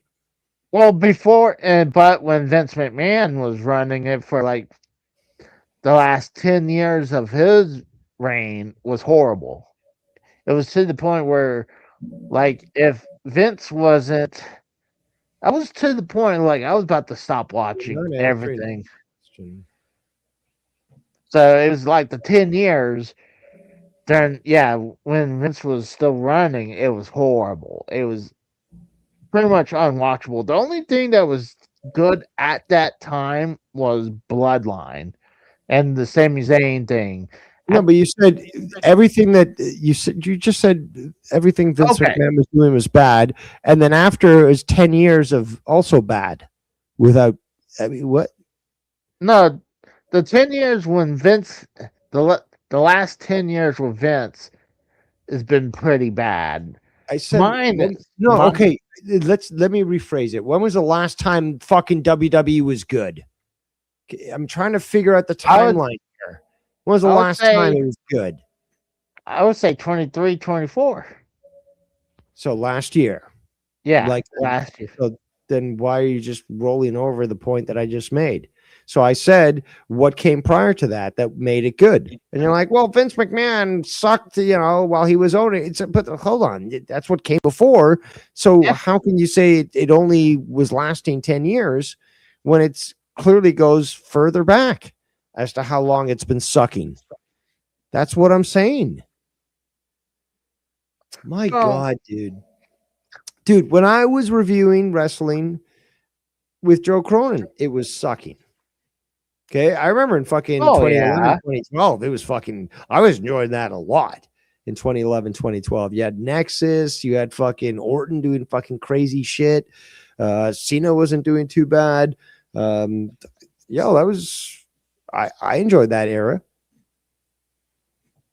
It was all right. I mean, Punk. Yeah.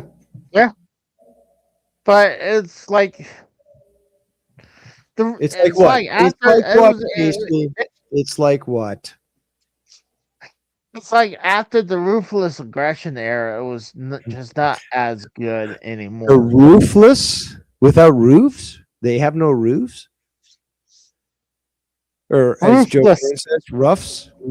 The thing that goes that covers your house, the top. It's pronounced roof, but Joe Cronin says rough. It's on the rough there. The frisbee fell on the rough. Fucking Boston needs to be nuked.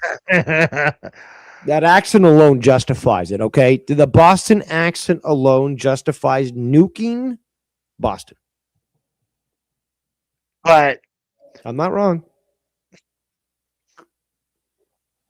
no, I, I would say like the really bad section for me for the WWE was like, okay, I would say maybe the 15 years of the last 15 years where Vince was running, more like between 15 and the last 10 years, right around there was really bad. That's And not. then When was but the when last time it was good though? minus 23 and 24, then it was back. Not minus. No, no, no. It's just like, when was the last time you sat down and watched WWE and like, yo, that's a good show. Like, there were so many great matches. I didn't even realize the time fly by. Because that's what happens when I watch AEW. It's like, holy shit, that was a 3-hour fucking extra super show that they pushed, in there, and it's just like it just flew by. So when If was the you're last talking time? about, I just told you last time I fucking enjoyed it proper. I'd say actually last time I enjoyed it proper, um, 2016. That's when I was enjoying stories and matches and what was going on. But gradually, it just started to degrade to the point where it's just like, dude, why are you ignoring what happened last week? Is this now a new story and like you're forgetting what you just set up? And then week after week after week, with me helping Joe Cronin, taking notes, doing the shows, actually trying to address things logically and fairly. And it's just like, dude, this shit keeps getting worse. uh, I think, I mean, if we're saying consistently, there's sometimes though they will have a good No, show. even inconsistently. It's just like there'd be a point where just like, and I used to watch Yeah, WCW back in the day. It's just like there were points in the end life. It's just like, hopefully this week we'll get a good show. So I know and, I know that fucking shit, dude. Don't fucking dismiss me. and I'm a I would say fucking mark after all. then I would say it was 2024 was the last time they would Wow, you really love a shitty product. 2024. I remember fucking seeing the clips online last year, because that's what it is, last year. Um, yeah. Even with their bloodline fucking storyline, some of that shit would just look so fucking retarded. Now you have there's nobody left on the Samoan Island because they've all been fucking brought into the fucking bloodline in WWE. Like, just like, dude, this is NWO Samoa edition. Okay, so please. Well, I mean, when the original Bloodline was great, especially when Yeah, they that had storyline that intrigued me. I believe I was watching AEW at that time, but like when that stuff started coming out, I was like, okay, there could be potential here. And I always liked when the Usos heel turned. Okay, like I enjoy their stuff when they were faces. Um, But when they heel turn, I was like, this is exactly who they are. This yeah, is like, it's perfect. And it really works well. And then you've got fucking, that's when it became a joke. And it's just like, dude, like the Usos were legit. When they heel turned and they had this fucking presence, and then they fucking combined with fucking Roman Reigns, mm, that had great storytelling abilities. And again, this is me I praising. This is me praising WWE.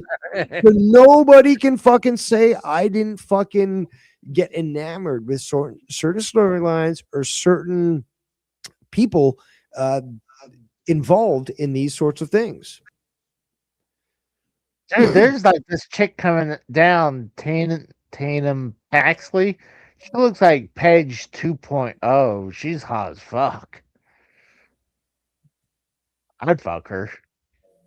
You know what? I want to put you in a room with Nia Rose Oh, and no, no, please, God, no. tell her to do what she wants No. to I'd rather you. have I'd rather have Nia Jax over that. Of course you would. You're not gay. You don't like playing tummy sticks with Tommy that freak. Six. Again, like But that's another thing I'll criticize. I'll criticize AW on is just like I don't believe that thing should be even in AEW.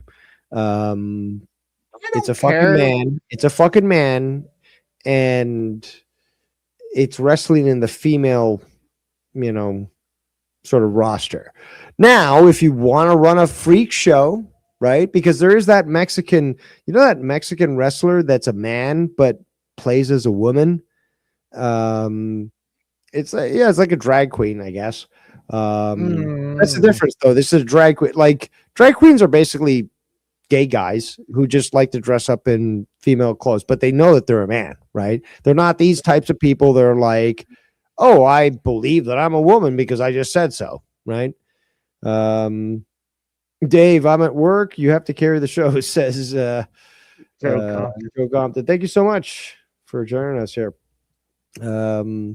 But yeah, like I don't mind. I mean, like look at Sonny Kiss, fucking flaming fruit, right? But he can wrestle and he can put on good shows and he can wrestle. I'm not a big fan of the cross gender, wrestling and all that where they, well, sorry, where the men face the women sort of Yeah, thing, the right? intergender. Intergender. But hey, man, if a gay guy wants to go against a woman, okay, cool. I mean, you had a lot of gay people that were fucking wrestling, and you have a lot of straight people acting gay with fucking their gimmicks and stuff in wrestling. It's just the way it is. I mean, See, I don't have a problem with the intergender wrestling because I mean, at least it's it's not wrestling. believable. It's not real. Of It course, it's doesn't. not real, but I can only sustain my disbelief of reality for a certain amount. It's like this whole idea that women can kick men's asses and they believe it because they saw it in a fucking Matrix movie, but it's just not believable.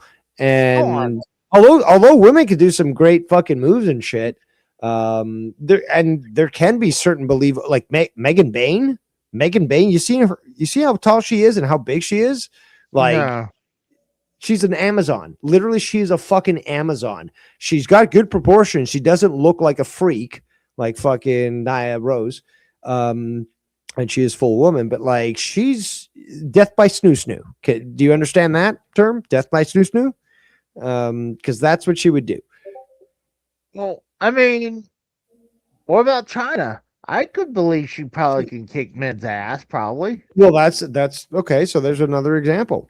But I'm saying that there are examples. It's just they're far few between, and yeah, when you're a man, you're not a woman. You know.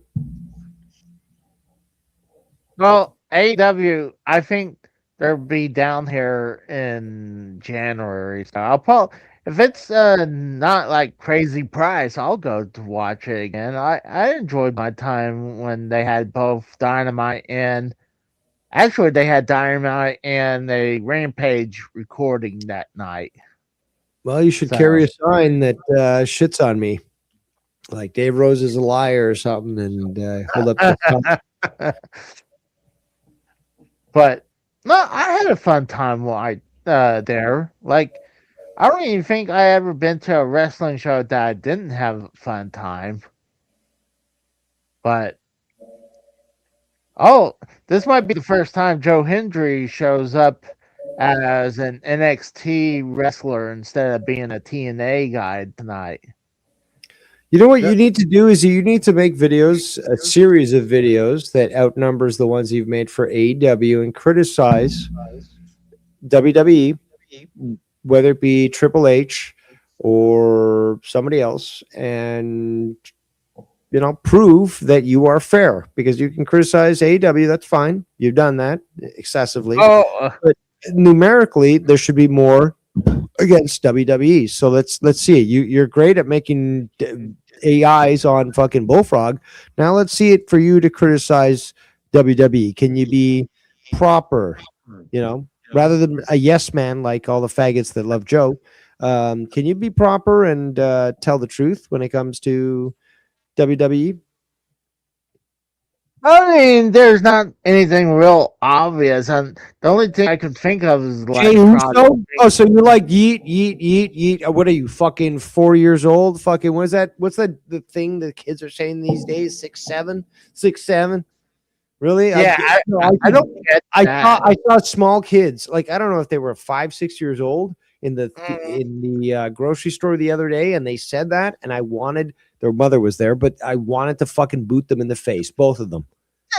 What is that supposed to mean, by the way? What is that whole thing about 6'7" mean?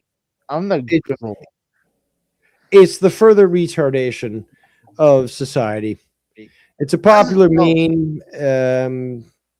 Again, I'll give you the definition that Google says, just so I don't have to Here, I found it speak on too much. here. Oh, you found it? Okay, great. So why are you even asking for someone to define it for you?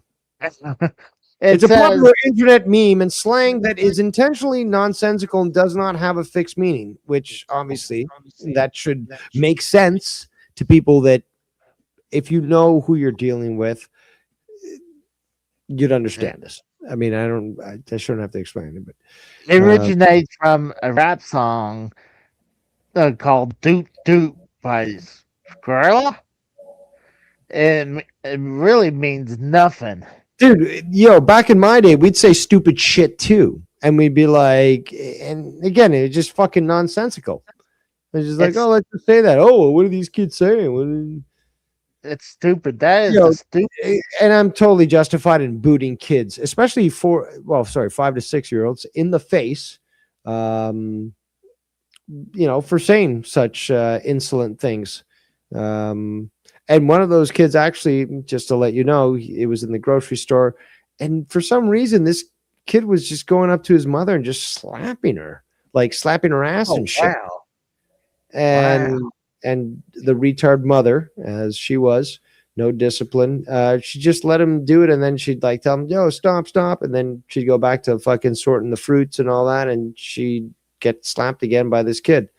Like, it'd be so easy to punt that kid fucking at least a few meters.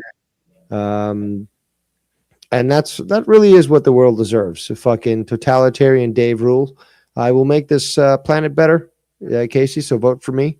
We shall be walking on Pluto if we can eliminate all the undesirables of this planet. I'm alright with that. We need like Again, you got to kill them off early, okay? If these people are these little kids are why can't fucking like, oh, 6'7", you know why what? can't We're we gonna take you to the fucking gas chamber, kid. why You can't know, we ship them out? Why do we have to ship ourselves out? Just ship them away. I don't want them shipped away. I want them exterminated. Oh my god. Again, why send somebody to jail for the rest of their life when you can just execute them and not have to pay the taxes to keep them alive? Oh That's my the god. that's the America that I believe in.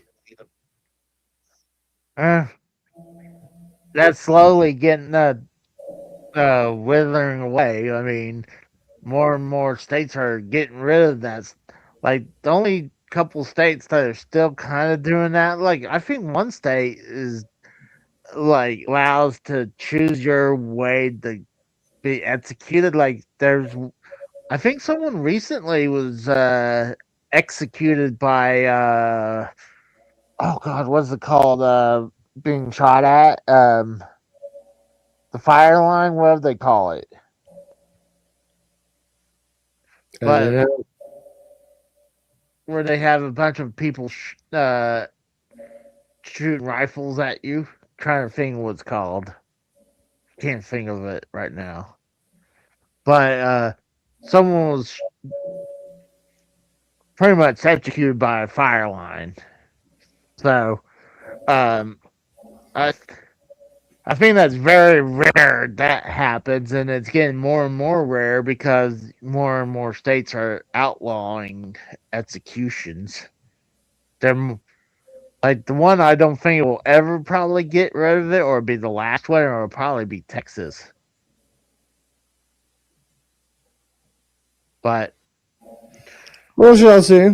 Also, Ken is going live at 9:15. Is he? I'm not gonna lie. Right now, this NXT show. I mean, the Mr. Iguana match was actually the first few matches was good. This one is okay, but I'm like, it's kind of like I'm losing a little interest. Yeah, But because WWE. I mean, Mr. Iguana was brought in because they thought the CMLL, the AAA, my bad. The AAA deal was great and the kids loved Mr. Iguana and stuff, but he's nothing really special. Let's just be honest. I thought it was He's a, good. he's a Just gobbledygooker. He's a red rooster. It's perfectly fine if that's the audience that you want to cultivate. I mean, I've explained this for generations where WWE understands how to run the business. Primarily, the kids love it, but you've got a certain age gap that you can utilize that to promote parents buying toys and merchandise and blah blah blah, taking them to shows. But after that, then they get interested in girls and they move on, and then you get new batch of fucking or- viewers and stuff, or they're or old maybe viewers and they're being nostalgic and they're fucking enjoying wrestling. Or sports. or I mean, nowadays, or they're like interest in their interest. Breathe, Casey, breathe. Interested in their own sex nowadays, so they could be interested more in boys, but no, but I mean, I can see why people like Mr. Iguana. I think he's very good. There's You some can things. understand. Same reason I can understand why people like Danhausen. Yeah.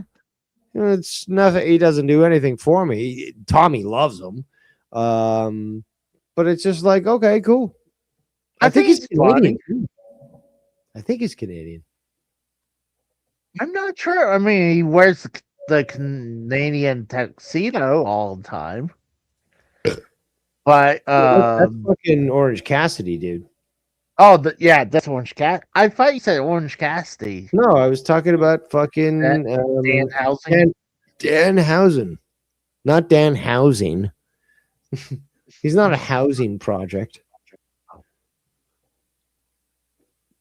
I swear Also, people. Casey endorses kicking 5-year-olds who say 6'7", and I approve of that. I would vote for you if that was your platform. Kick kids. Oh my god.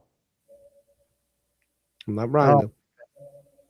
This is so stupid. They have dolls on NXT right now. Like Sean Spears just ripped the head off of the doll. So this is an NXT event, huh? The Red Yeah. Line? Is that what they call? I used to enjoy the stuff that I saw from early NXT. It was good, and it did certainly change now, didn't it? Well, they certainly changed when they switched to 2.0 because the whole thing where Vince got pissed because AEW won the war between those two. So they're like, it was just coincidence when Triple H got the whole thing was heart failure.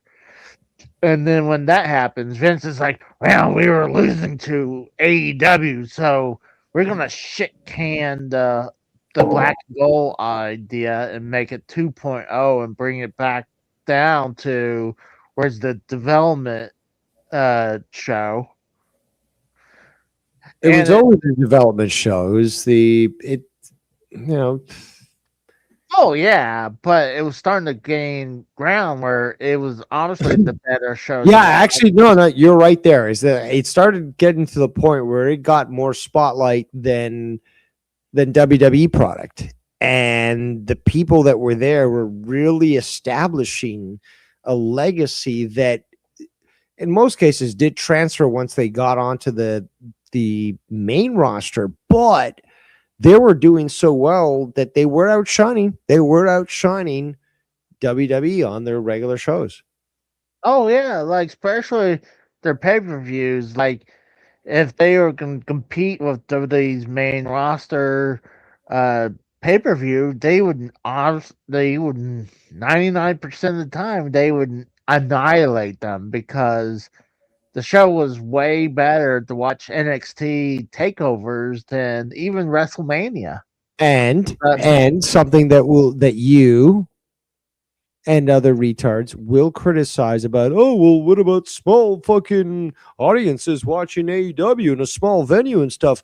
You retards, don't you remember when we had exactly that with NXT? Yeah.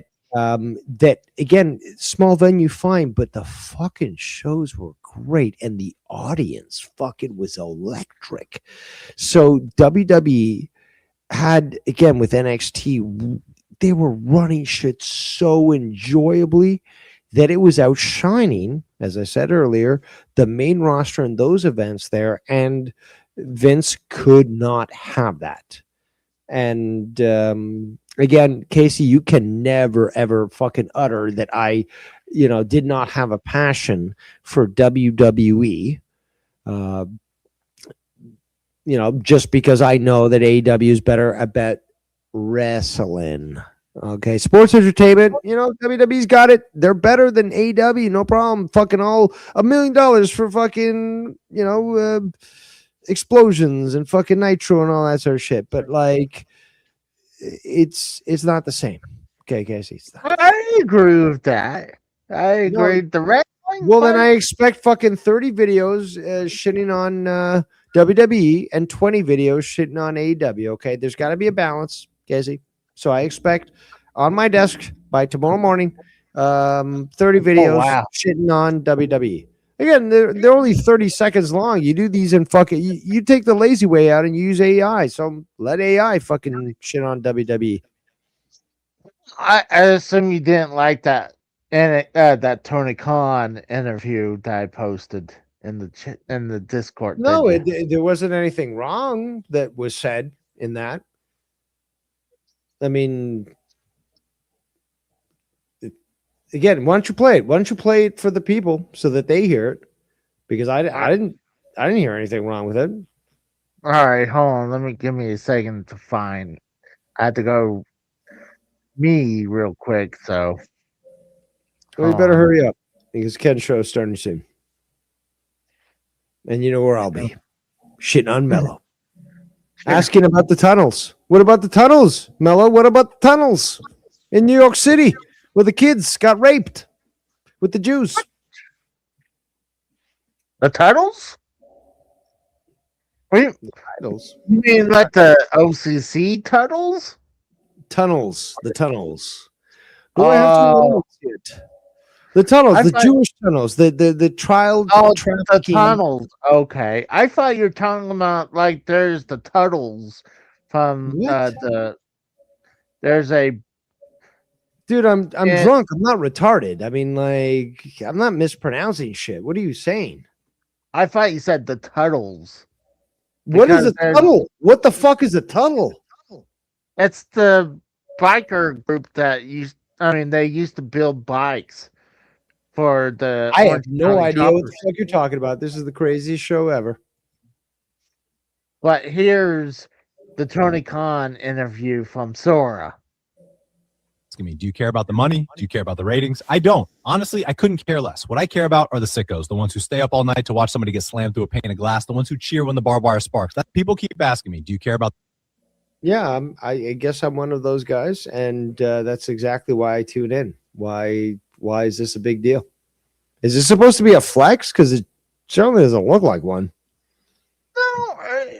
I just posted it because I want to shit on AEW constantly, but I still haven't proven that I'm a middle ground guy and willing to criticize WWE. Again, until I see the same. No, it can't be the same because AEW doesn't have the fucking footprint in fucking wrestling that WWE does. So WWE it needs to be more. Plus years. Why don't you criticize WWE more? Why aren't there more criticisms of, again, the storylines that are going on? Why is Jey Uso still being pushed when nobody fucking likes the guy? Actually, Excellent. He isn't being pushed. He's been I'm a knocked out. mutant. He's been kicked out of the John Cena's tournament. It was down to Gunther and LA Knight. It's not The what last why is he still around? What is this eat and no, it's just fucking it's for the kids. It's for the kids. I don't mind Jay Uso. He's I been just botching so often. Do I have to fucking start fucking giving you videos of this guy botching his moves week after week? That's the shit that shows up on my timeline on X. That's where I get my fucking most of my fucking wrestling knowledge. Because again, I know WWE. I know it's not what I like, but people who talk about wrestling talk about the shit that goes on and the botches that I see. The botches that I see in WWE, fucking insane. oh, they're gonna show where Cena beats AJ Styles for the WWE Championship belt. I would there some people are pushing for because AJ Styles is gonna be next year is gonna be his last year to Sadly. have him Well, win the TNA belt one more time. that'd be if that could happen, I would tune in. I agree. The thing is, though, is this his last year wrestling in total, or is this just his last year wrestling for WWE? Because let's just be honest, any proper wrestling fan would love to see this guy go to AEW and finally put to rest all fucking criticism. Okay, because you've got everyone he's ever dealt with in the real wrestling world, not the sports entertainment, real wrestling world. Look at everyone in AEW and look at him. And there's a good chance that he probably faced them at one point, right? And that he's fucking put on spectacular shows overseas in New Japan. For those marks like us who know that accomplishment, the possibilities are endless. Now, he did say he wanted to retire because he was physically reaching that point. If that's the case, I'm good with him retiring from WWE. It's his fucking life. He deserves to fucking live it the way he wants. But if he chooses to go to AEW, my God, the possibilities.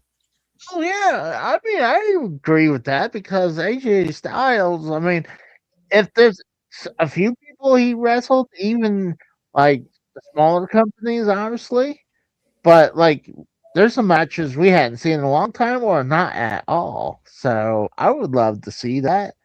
So I'll be happy if AJ Styles went to AEW because it'd be something new.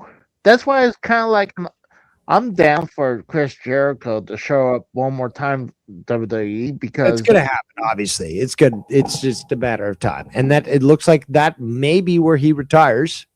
yeah, And more importantly is that they're probably gonna just slip him in for the Hall of Fame. Right? I wouldn't do it this year. I would wait until the year. I mean, I guess it's possible. There's the rumor of him doing the Royal Rumble, and I think that's where they need to do.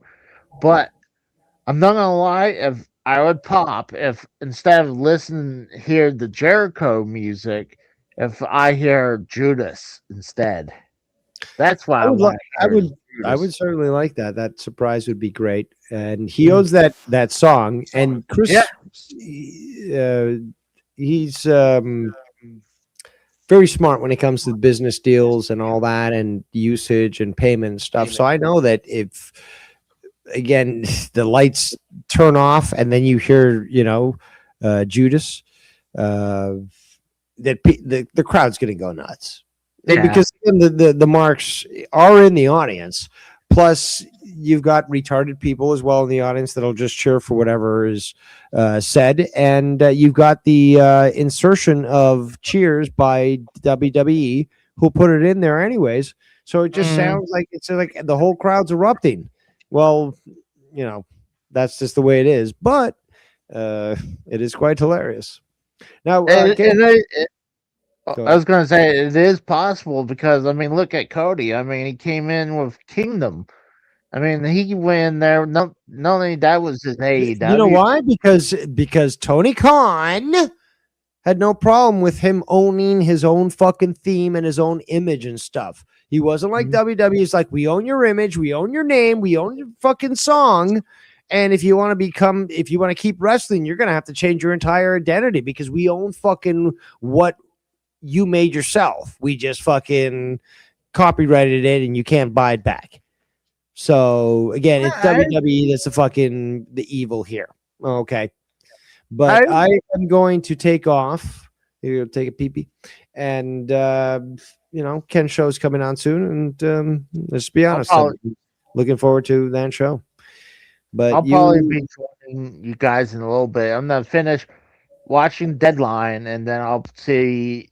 enjoy your I'll mediocre, lackluster fucking sports entertainment PLE. Sorry, PLE. You know, and may God have mercy on your soul. All right, thanks for coming by, Dave. Well, now it's down to me. I do appreciate not only devious Dave Rose, uh, also Heel, Ryan the Heel, or Ryan Meow Meow. Dude, I need to get Ryan on here more often. He was great to chit chat with. So, I do apologize to guys if you are new and not hearing too much. Uh, the last two matches with the women from NXT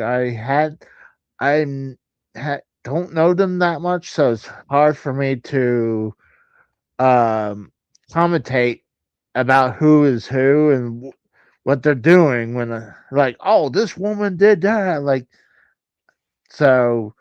But we do have the Iron Survivor match for the men coming up. This is for the number one contendership for the NXT men's championship. So that's coming up. And I thought the women's Iron Survivor, I thought that was supposed to be for the NXT women's title. But I guess that was the same thing, the number one contendership. But be interesting. It'd be good. I'm shocked that oh, Ricky Starks or Ricky Saints lost tonight. I thought Ricky Saints was going to retain, but I was pretty sure when he lost that I was like, well, then Ethan Page is going to retain.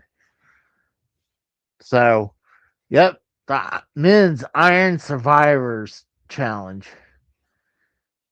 Honestly, I feel like if they need to have, for me, I feel like they all five need to be in the match already because to me, like, why would you want to be the last person in? Because you would have to come in, and if there's like someone has two or three pinfalls, well, obviously you have to make three or four pins to either tie or get in the lead. Yeah, you might be fresher, but you're behind. But you got Leon Slater, the TNA X Division champion, coming out first. Uh, he's a great wrestler.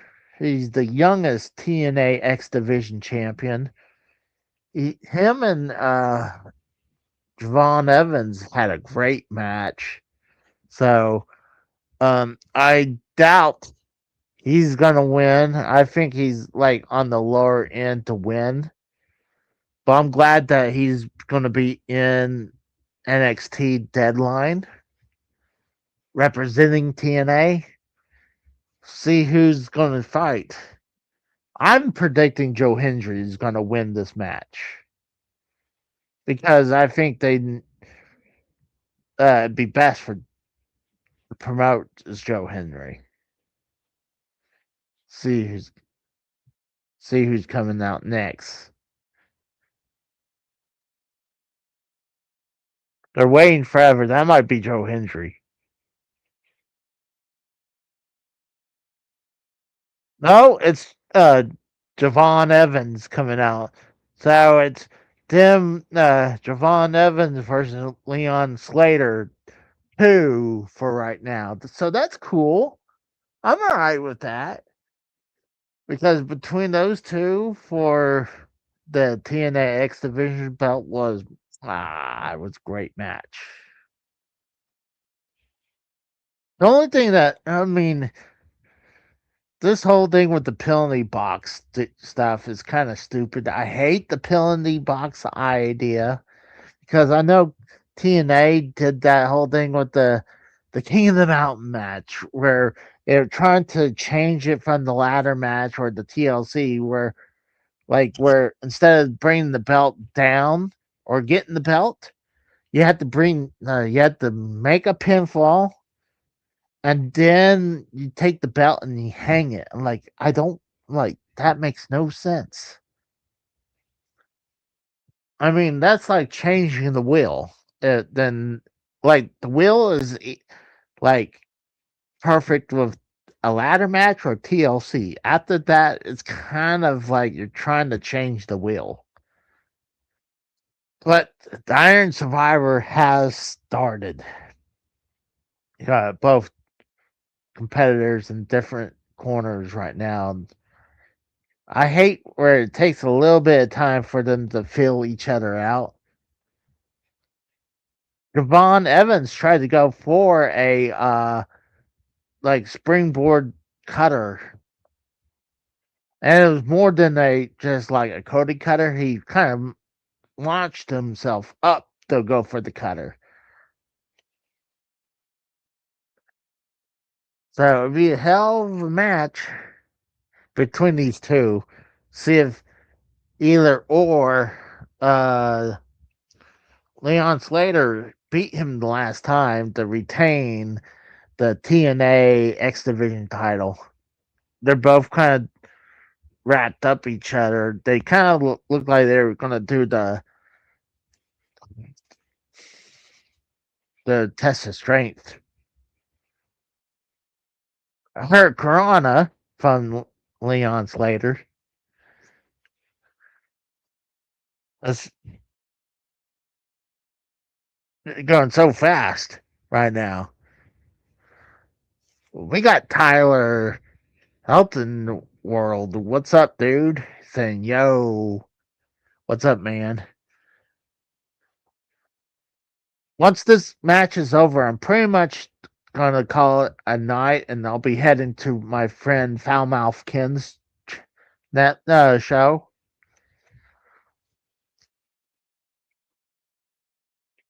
So this should be a hell of a match right here, right now. Wow. They're showing shades between their previous match between Leon Slater and Javon Evans. I like how they started with these two. First, they were waiting for a little bit for Leon Slater to come out. No, I mean Javon Evans because I thought maybe when they were waiting forever, it was like, oh, that's Joe Hendry.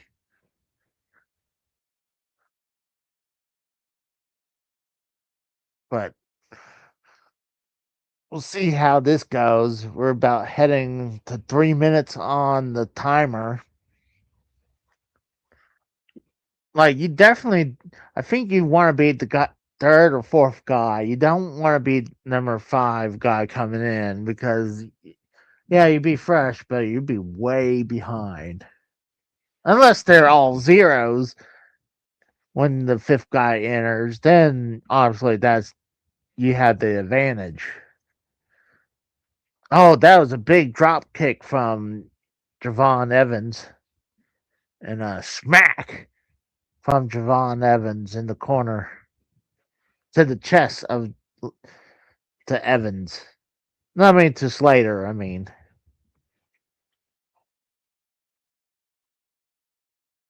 So I assume it'll be like 5 minutes before the next person to show up because we're heading to 4 minutes on the timer now. That's what it looked like. Because think about it, if you remember the fifth person coming in, you have 5 minutes to get like so many pinfalls. So I think that's a bad spot to be. Now they're rolling back and forth between the pins.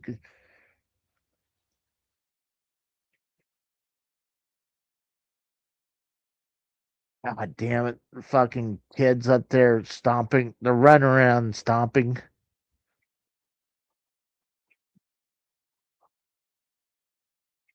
Oh, now I can hear them yelling.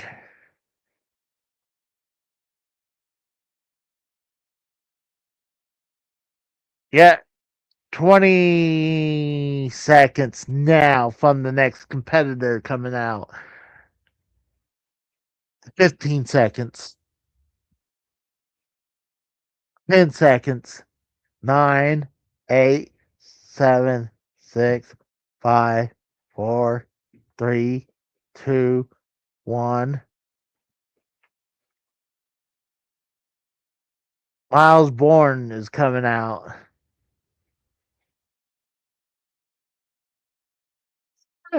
See, I don't know Miles Bourne that much, but he clotheslined Javon Evans. He's doing a bunch of clotheslines to him. And then an uppercut. He's doing like the hot tag. Like he's honestly he's fresh. But these guys only been wrestling for 5 minutes. Oh, Slater got a pinfall on him. Javon Evans got one pin. So Javon Evans is already in the lead right now. He went for a spin kick, missed Miles Bourne. Now Miles Bourne going for the pin and count out too. I didn't even see the pin for Javon Evans. Maybe he did it when uh, Miles Bourne was coming down. Oh, elbow from Javon Evans. He throws Miles Bourne out of the ring. Oh, here comes on Leon Slater. He springboards and uh splashes or body splash Javon Evans.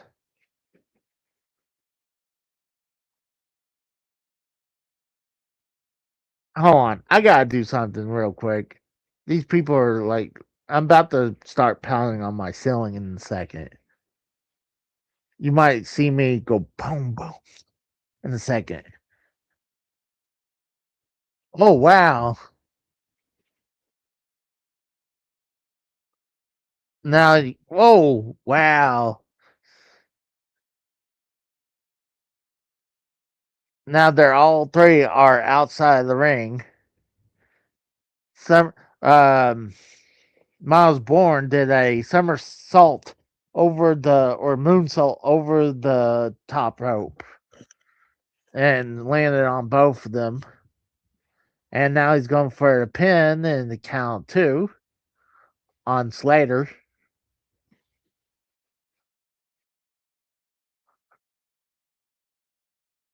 Yeah, it was like a moonsault kind of thing. He moonsault over the top rope. So that was cool. For a big, not a big guy, but he's not as small as both Javon Evans and Slater. We're hitting the 8-minute mark now. So in 2 minutes, we'll have someone new coming out. So if you're number 5, you're hoping that pin count not being too high. Oh, shoot. I got Matt Cologne in the chat. Joe Cronin's Pope is talking. Welcome. hold on. Are you talking I'm the poop? I'm Joe Cronin's poop?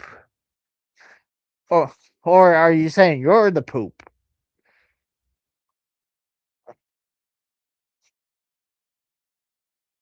But it's a hell of a match right now between those three in the Iron Survivors match. Honestly, I think they should make this like one of the matches in between the three, between the two war games. I think that would have been better than what they had for Survivor Series. We're heading into about the 10-minute mark. Slater went for a somersault or springboard, but he was caught both of Miles Bourne and Evans. Oh, wow. They're just going a mile a minute. Javon Evans is the only one standing now. He does a body like a splash on Slater.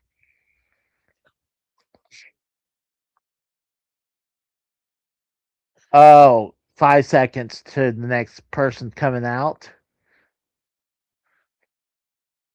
Oh, Dark State. So I guess that's Linux coming out. So I guess Joe Hendry's number 5.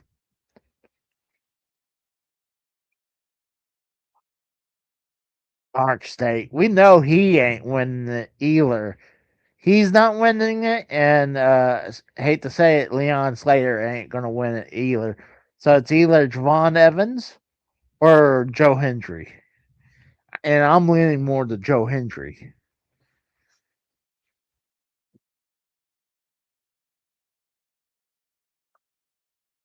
Lennox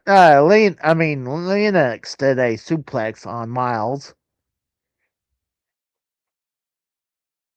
Honestly, right now, Lennox is the more fresh person in the ring, but he's behind right now to one pinfall for Javon Evans.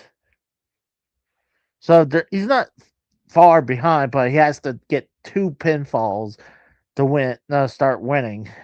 So nice move from Slater. He did like an axe kick on Lennox, like almost guillotine on the middle rope.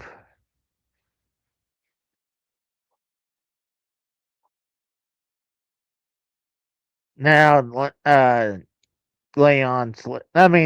Evans, and now Leon Slater is attacking Lennox in the corner. And assume like they're both want to attack. Yeah, now they're both attacking Lennox in the corner. And they both prop Lennox up on the top turnbuckle.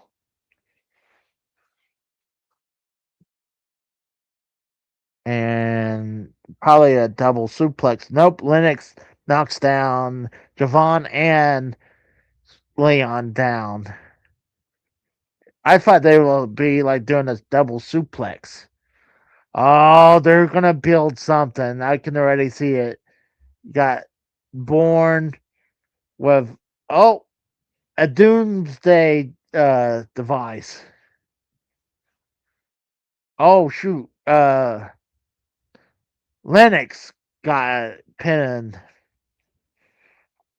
Someone has got it's either Slater or no, Javon Evans got pinned. So Javon Evans is now in the penalty box. So now you got Evans and Lennox both has a pin fall. So Javon Lennox needs to get another pin to be in the lead.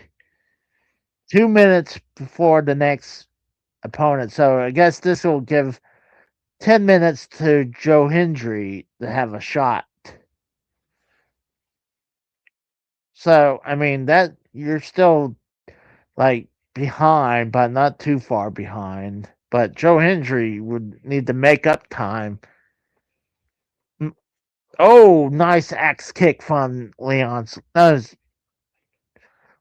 Slater. But Miles Bourne just rolled him up.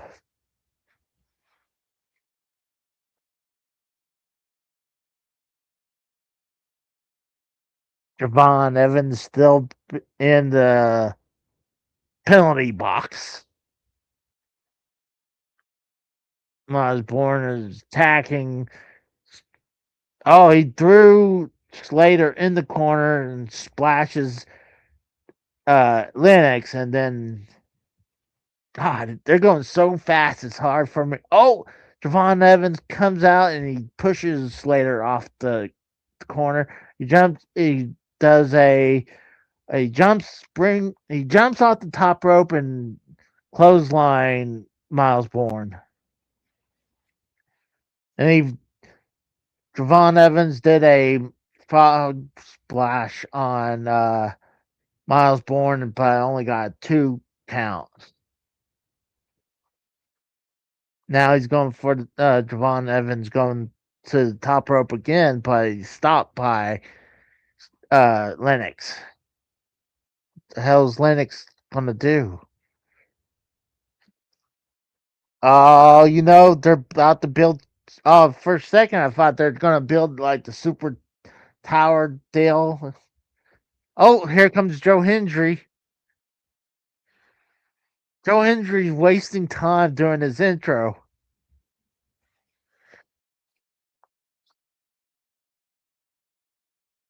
Okie yo.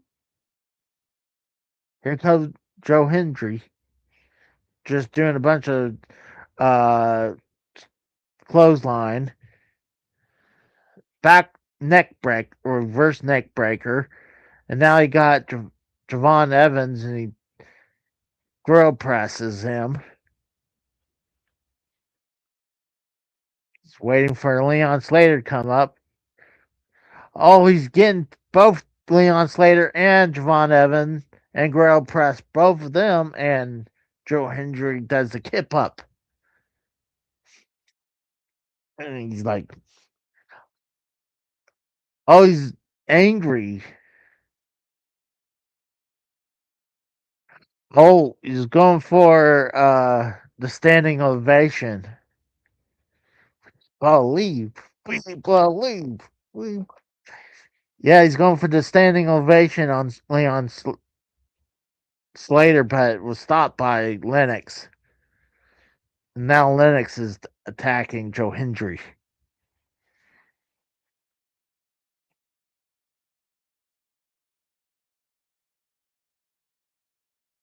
Now Joe Hendry's pounding away and clothesline Lennox out of the room, out of the ring, and throws Slater out of the ring. Throws uh, Javon out of the ring. It looks like Joe Hendry's about to go and fly. He flew over the top rope.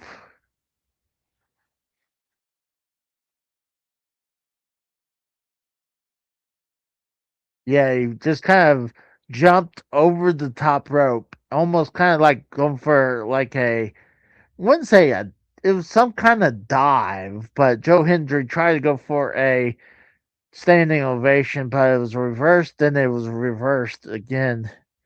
He got Miles Bourne, and he did like an F5 on the on Miles Bourne, and Joe Hendry gets a point. So it's a three-way tie between Evans, Hendry, and Lennox. We believe. Yeah, it was some kind like a hybrid, like an F5 and the AA too. So what he just did.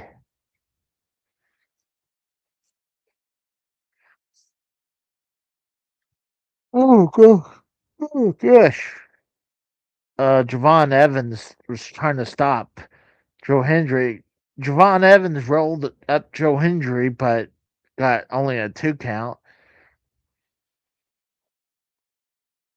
Oh wow. Slater went for a roll up. Joe Hendry's rolling up Slater, but another 2 count again. Double super kick from the 2 X Division classics. Wow. That's awesome. I think something's wrong with Slater. He looked like either he might have been hit by the eye, or it looks like almost something like I had I had been wearing contacts for the longest time, but it seems like he almost lost his contacts or something. Miles Bourne was coming out of the penalty box, but was stopped by Lennox. Oh my gosh, it's so hard. Wow, Javon Evans just did something like. Oh gosh, I'm sorry. Javon Evans definitely has a future. Same thing with Slater. Looks like Javon going for a coast. He did like some type of coast to coast, but he like kind of did uh a backflip when he did that. Slater going for a senton, but was a 360 splash with it too.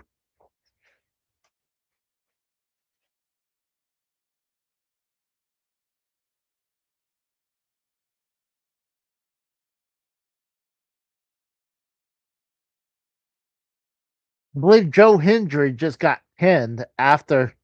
Yeah, he got pinned after the senton 360 splash.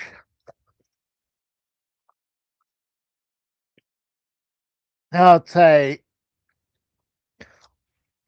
think it's a 4-way tie. So you got three. No, you'll have 4 minutes coming up, and Joe Hendry is in the penalty box right now. So that's not good for Joe Hendry. Miles Bourne did like a zigzag, and now everyone's tied with 1.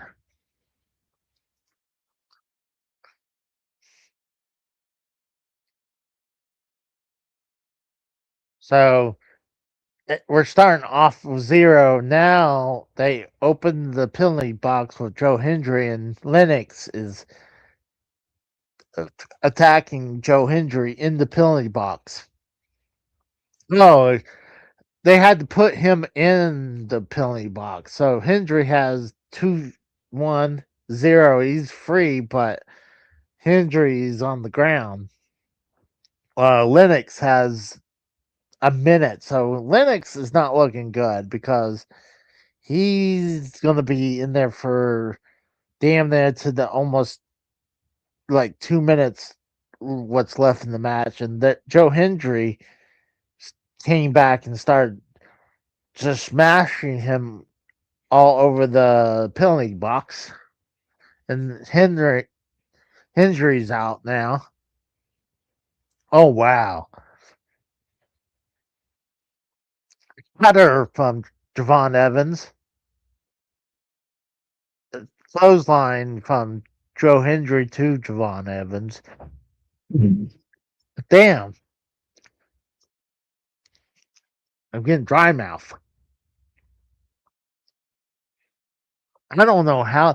I assume the commentators they had to take time to take a drink because I talk so much. I'd be like, I need to stop for a second and get a drink and cough. Oh wow. Oh, they just locked in Javon Evans in the penalty box with a referee. But the thing is, I don't think he's gonna have a problem to jump out from the roof. Uh, we're down to the last 2 minutes. So I would standing ovation from Joe Hendry. Yeah, here comes Javon Evans. He's climbing out from the penalty box. He tells him to suck it to Lennox, and he did a splash from the top of the penalty box. Oh wow, Slater!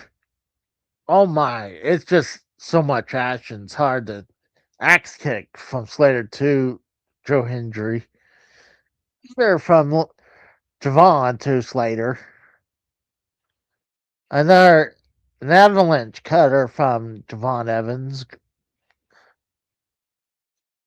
We got less than 50 seconds left in the match. A five-way tie. So obviously, who gets the next pinfall most likely will win the Iron Survivor for the men's. Oh my God! Miles Bourne go for the pin. 2 count on Javon Evans, but 20 seconds left. Slater going for a senton 360 bomb. And Joe Hendry picks him up. He throws that out. Oh my God. 8 seconds. Javon Evans got the win. Javon Evans is your Iron Survivor.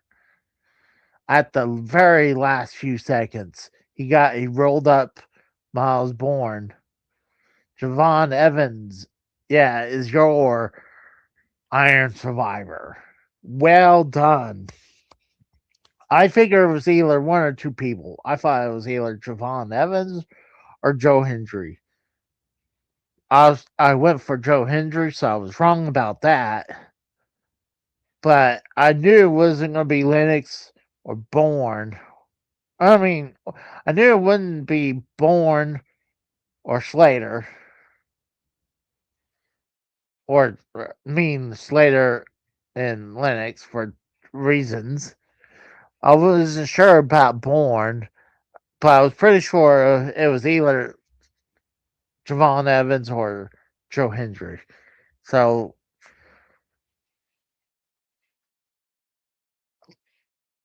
I was wrong of who was it, but it was one of the two. As Deadline, it was alright. It was okay. I mean, obviously the two Iron Survivor matches was good. I thought the men's was better. But I thought Mr. Iguana versus Evan Bourne was a good match. I was kind of hoping Mr. Iguana get the NXT North American Championship and make it where the strap is now Mexican flag, but no, that didn't happen.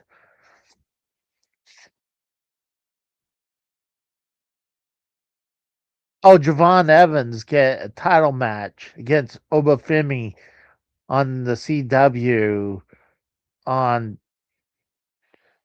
January 6th for NXT New Year Evil. So, good. Uh-oh. Here comes Obafemi now. Your new NXT champion.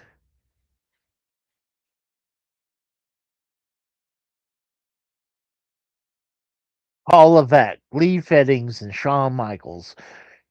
You know what's shocking? They show Triple H's real name, but then you have Shawn Michaels' stage name on the hold on, something. They're showing something at the very end. Who is that? Someone. They're doing the promo footage of someone. What the hell just happened? There was a teaser promo. Who the fuck is that? Oh, that's Tony. Was it? God, Tony D'Angelo.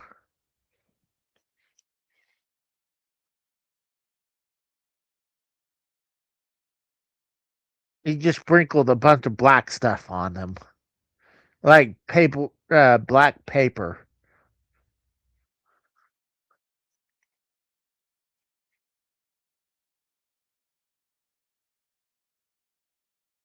Interesting. So Tony D'Angelo is back in the NXT. It's a good show. So I do appreciate you guys coming by for Saturday is Raw. Usually I would start at 45 minutes ago to go for a couple hours, 2-3 hours. But because we started just before 6 o'clock today, and really I don't have anyone else to chit chat with. So what I'm gonna do is now the NXT show is over. What I'm gonna do is I'm gonna go over to Foulmouth Ken's show. So I do appreciate you guys coming by and watching with me. So if you enjoy my content, I don't know why. Instead of me getting shit on, I do appreciate you guys coming by. But yeah, if you enjoy my content, please give me a like, comment, share, and subscribe. And I'll talk to you guys later. See you guys. And I'm out. See ya.